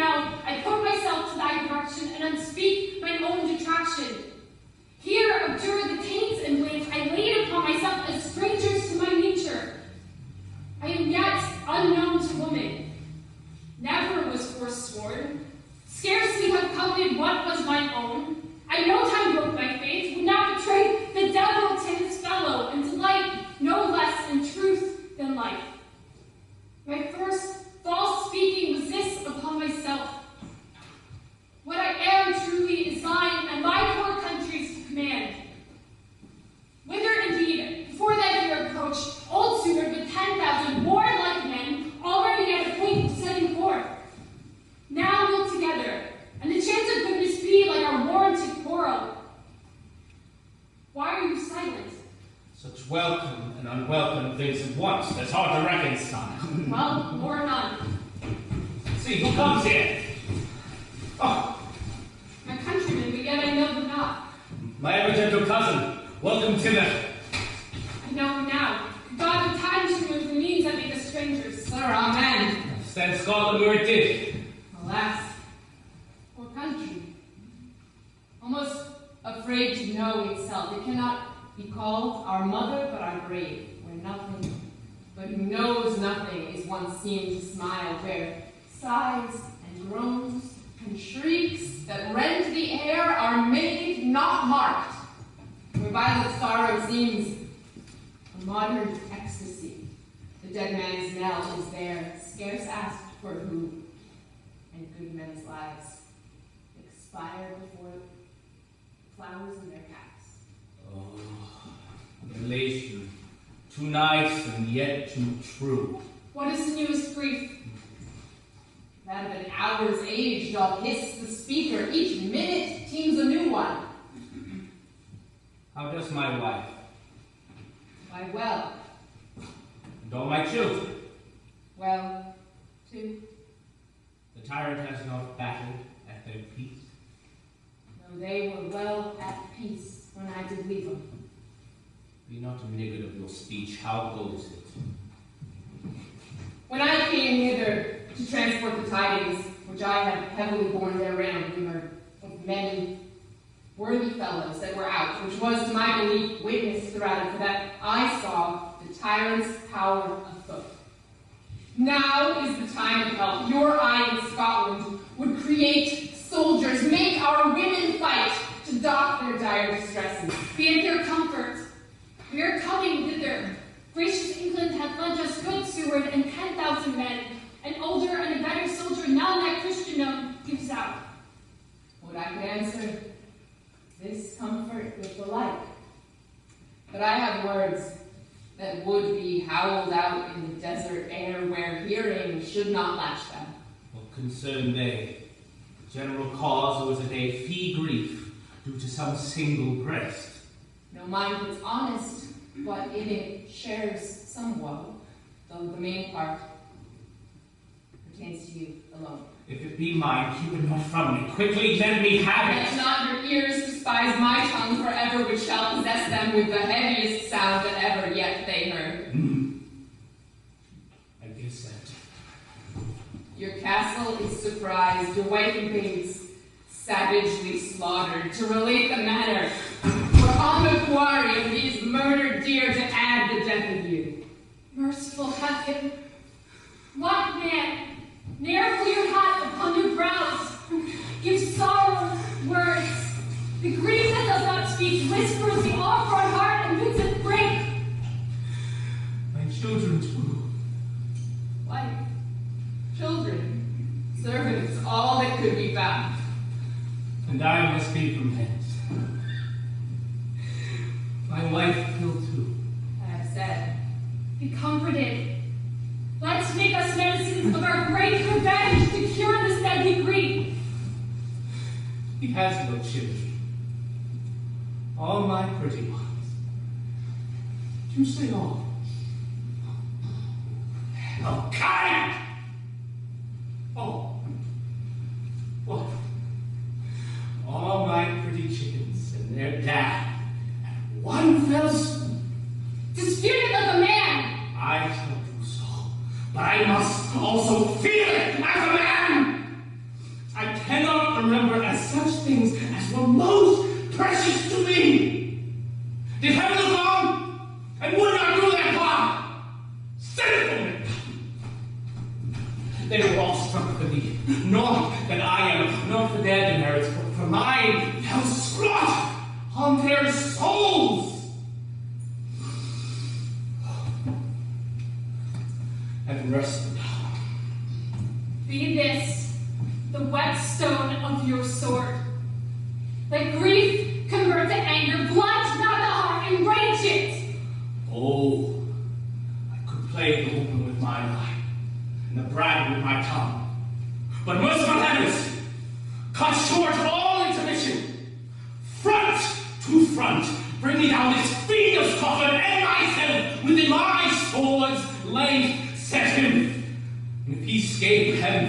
into. This tomb goes manly. Come, go we to the king. Our power is ready, our lack is nothing but our leave. Macbeth is ripe for shaking, and the powers above put on their instruments. Receive what cheer you may. The night is long that never finds the day.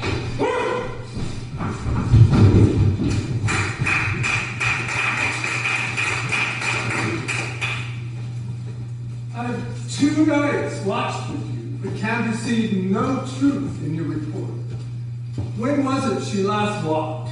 Since His Majesty went into the field, I have seen her rise from her bed, throw her nightgown upon her, unlock her closet, take forth paper, fold it, write upon it, read it, afterwards seal it, and then again return to bed. Yet all this while in a most fast sleep. A great perturbation in nature, to receive at once the benefit of sleep and to do the effects of watching. In this slumbery agitation, besides her walking and other actual performances, what at any time have you heard her say? That, sir, which I will not report after her.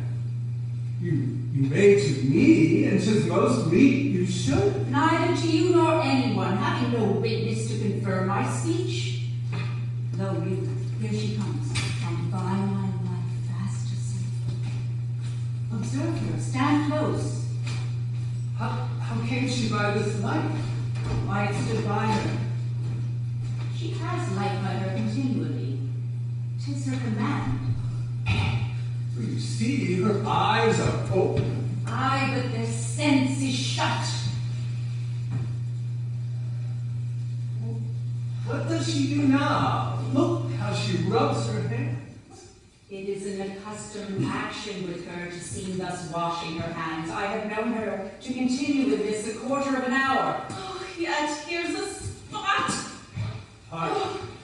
She speaks. I shall set down what comes from her to satisfy my remembrance the more strong. Out there, spot. Oh, out I say. 1, 2. Why then, 'tis time to do it. Hell is murky. 5, my lord, 5 a soldier and a fiat. What need we fear? Who knows it when none can call our power to account?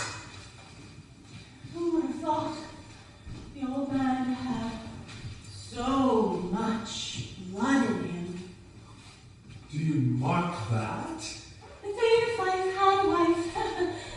Where is she now? These hands ere be clean. No more of that, my lord, no more of that. You mark all with this starting. Go to, you have known what you should not. She has spoke what she should not. I am sure of that. Heaven knows what she has known. Smell of blood still. These hands ere be clean.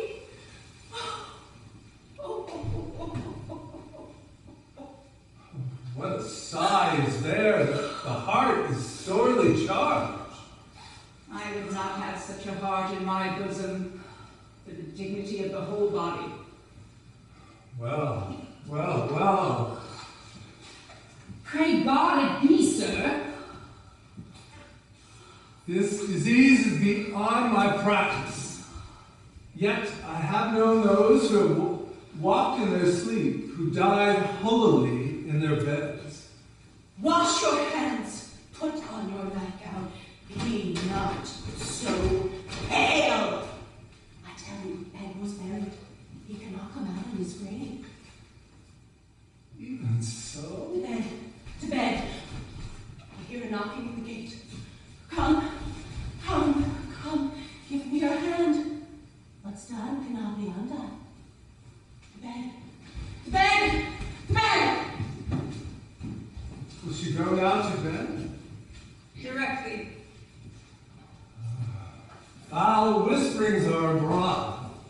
Unnatural deeds do breed unnatural troubles. Infected minds to their death pillows will discharge their secrets. More need she the divine than the physician. God forgive us all. look after her. Remove from her the means of all annoyance, and still keep eyes upon her. So, good night. My mind she has mated and amazed my sight. I think, but I dare not speak. Good night, good doctor.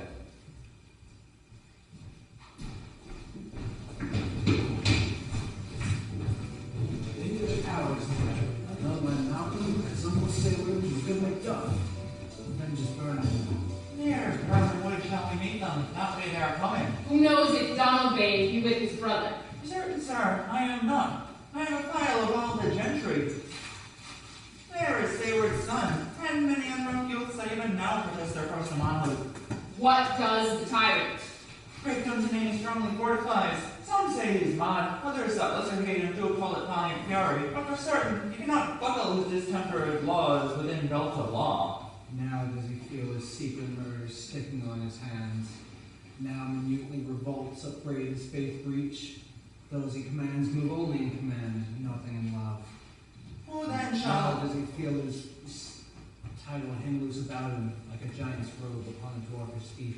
Who then shall blame his pestered senses to recoil and start, when all that is within him does condemn itself for being there? Well, march we on, to give obedience where 'tis truly owed. Meet we the medicine of the sickly weal, and with him pour we in our country's purge each drop of us. Or so much as it needs, to do the sovereign flower and drown the weeds. Make we our march towards Burnham.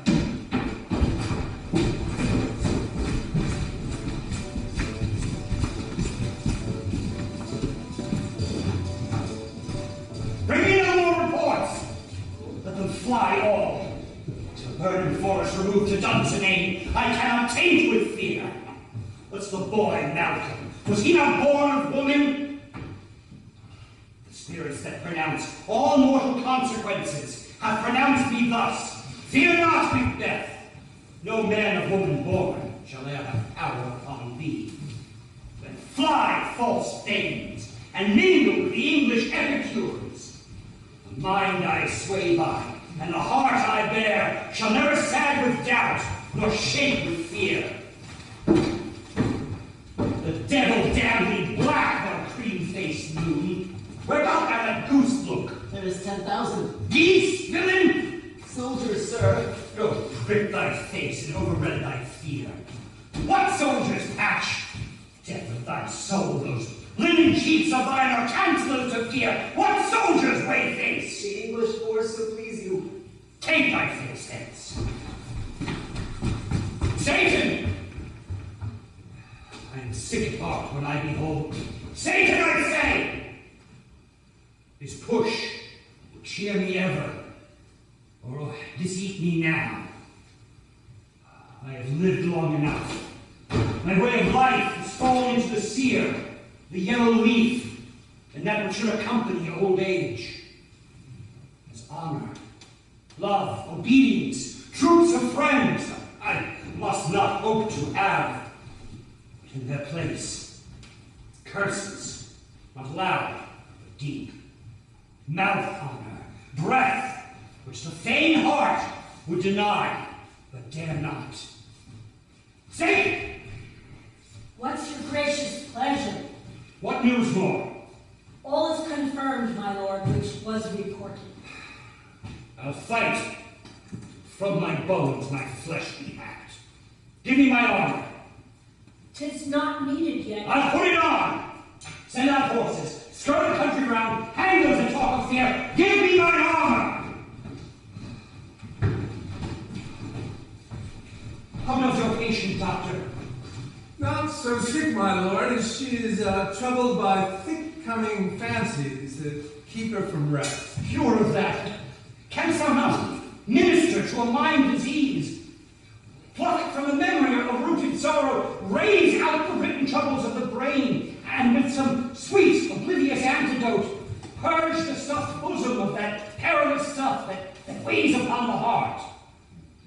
Therein the patient must minister to himself. Physic to the dogs, I'll none of it. Give me my armor! Where's my staff? Seyton, send out! Doctor, the fanes fly from me. Come, sir, dispatch. If thou couldst, doctor, cast the water of my land, find her disease, and cure it to a sound and pristine health. I would applaud thee to the very echo that should applaud again. Pull it off, I say.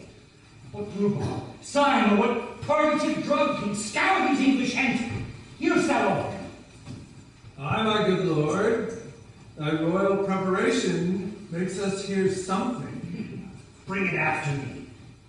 I will not be afraid of death or bane. To burn forest come to Dunsinane.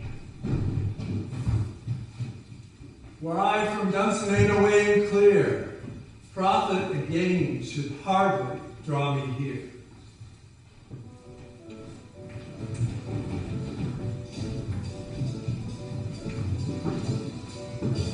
Cousins, I hope the days of your cabinet chambers will be safe. We don't think nothing. What wood is this before us? Let every soldier hew him down a bough and bear it before him.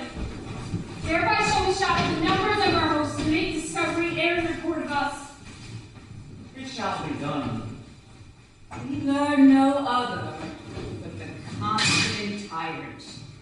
Keep still in Dunsinane, and will endure our setting down before it. 'Tis his main hope, for where there's advantage to be given, both more and less have given him the revolt, and none serve with him but constrained things whose hearts are absent too. Let our just censures attend the true event, and put we on industrious soldiership. The time approaches that will with due decision make us know what we shall say we have and what we owe. Thoughts speculative their unsure hopes relate, but certain issue strokes must arbitrate, towards which advance the war.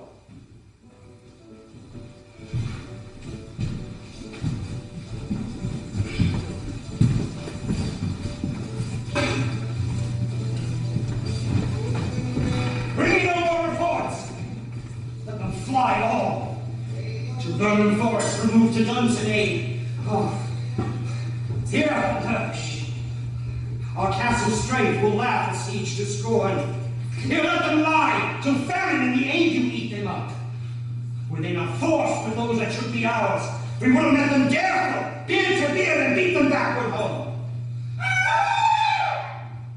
What is that noise? It is the cry of women, my lord. Almost forgot the taste of fears. The time had been, my senses would have cooled to hear a night shriek. And a sound full with horrors. Direness, familiar to my slaughterous thoughts, cannot soon stop me. Wherefore was that cry? The queen, my lord, is dead.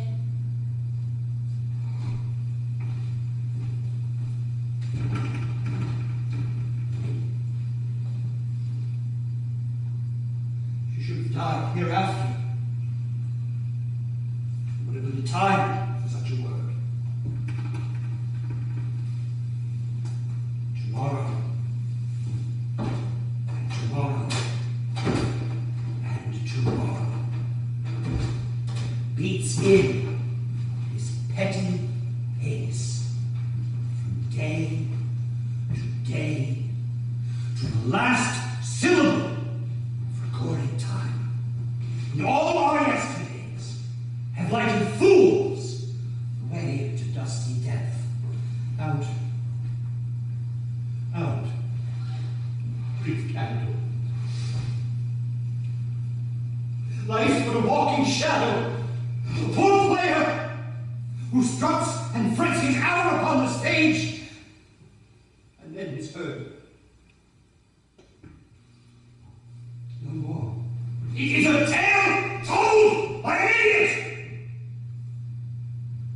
full of sound and fury, signifying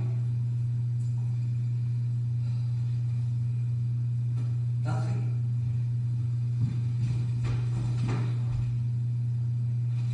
thou came to use thy tongue, thy story quickly.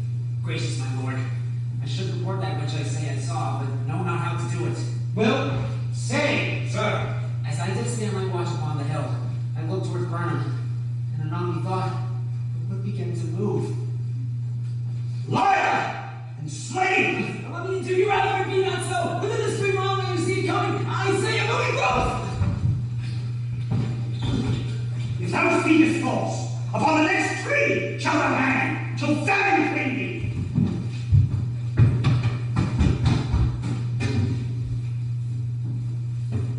If thy speech is sooth, I care not if thou dost for me as much. I pull in resolution, and begin to doubt the equivocation of the fiend that lies by truth. Fear not, till Burnham wood remove to Dunsinane, and now a wood does come towards Dunsinane. Arm and out! If this which she avouches does appear, there is no flying hence nor how tarrying here. I begin to be aweary of the sun, and wish the estate of the world were now undone. Ring the hour and bell, blow wind, come rack!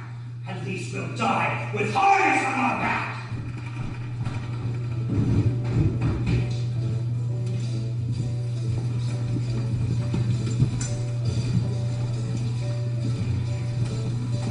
Now you're enough. Your sneaky screen so down and show like those you are. You, worthy uncle, shall of my cousin, your right noble son, lead our first battle. Worthy the Falcon we should take upon us what else remains to do according to our order. Very well. Do we but find the tyrant's power tonight? Let us be beaten if we cannot fight. Make all our trumpets speak, and give them all breath, those clamorous harbingers of blood and death.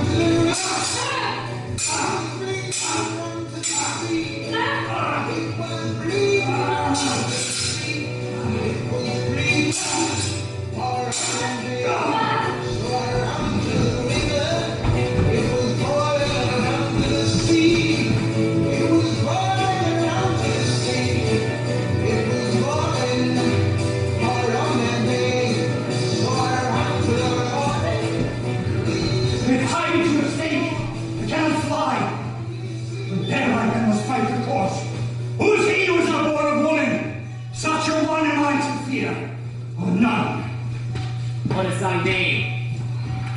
Don't be afraid to hear it. No, though thou callest thyself a harsher name than any is in hell.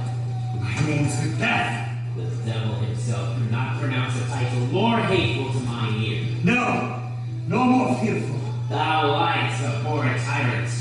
With my sword, I'll prove the lie thou speakest. Ah!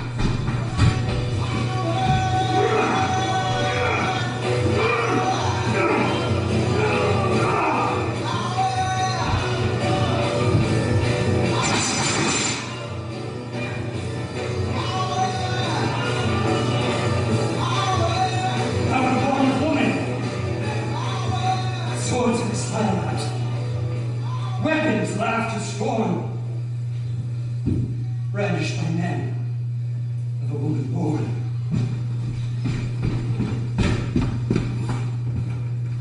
That were the noises. Tyrant, show thy face! If thou be a slave with no stroke of mine! My wife, and children's ghost told me still. I cannot strike at wretched currents whose arms are hired to bear their staves. If thou beest Macbeth, or else my sword, with an unbattered edge I sheathe again undeated, then thou shouldst be by this great clatter, one of greatest note, seems rooted. Let me fight from fortune, and more I beg not.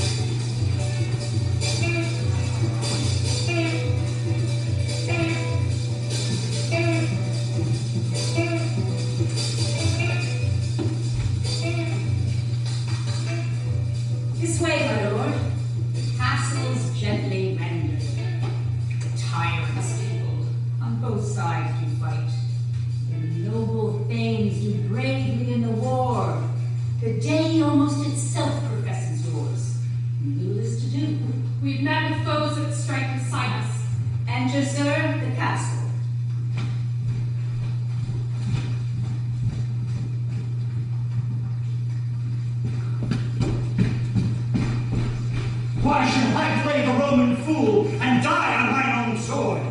While I see lives, the gashes do better upon them. Turn! Hellhound. Turn. All but else I have avoided thee. Give thee back! My soul is too much charged with blood of thine already. I have no words. Thy voice is in thy sword. Thou bloody villain, then turn and give it out!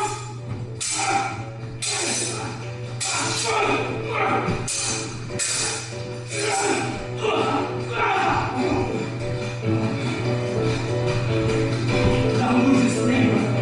As easy mayst thou be in trenchant air with thy sword and press. Let fall thy blade on vulnerable crest. I bear a charmed life, which must not yield to one of woman born. Despair thy child, and then the angel whom thou still hast served tell thee Macduff was from his mother's womb unkindly ripped. Cursed be the tongue that tells me so, for it hath cowed my better part of man. With these juggling fools no more we believed, that told to us in a double sense, which keep the word of promise to our ear and break it to our hope.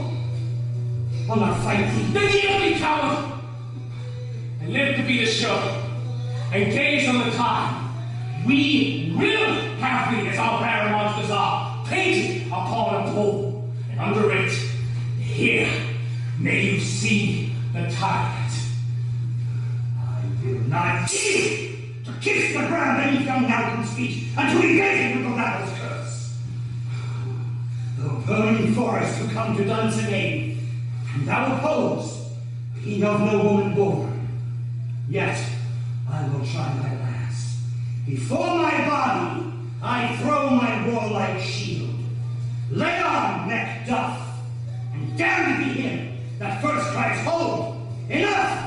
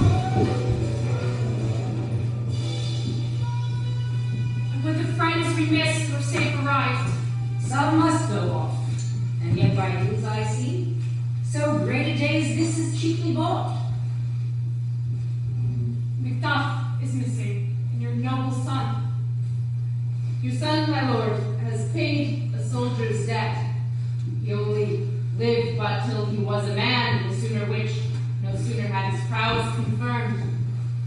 Like a man, he died. Then he is dead? Aye, and brought off the field. Your cause of sorrow must not be measured by his worth, for then it hath no end. Had his hurts before? Aye, on the front. Why then God's soldier be he. Had I as many sons as I have heirs, I would not wish them to a fairer death. And so his knell is known. He's worth more sorrow, and that must spend for him. He's worth no more. They say he parted well and paid his score, and so God be with him. Here comes your comfort. Hail, King, for so thou art. Behold, where stands the usurper's cursed head. The time is free. Hail, King of Scotland! Hail, King of Scotland!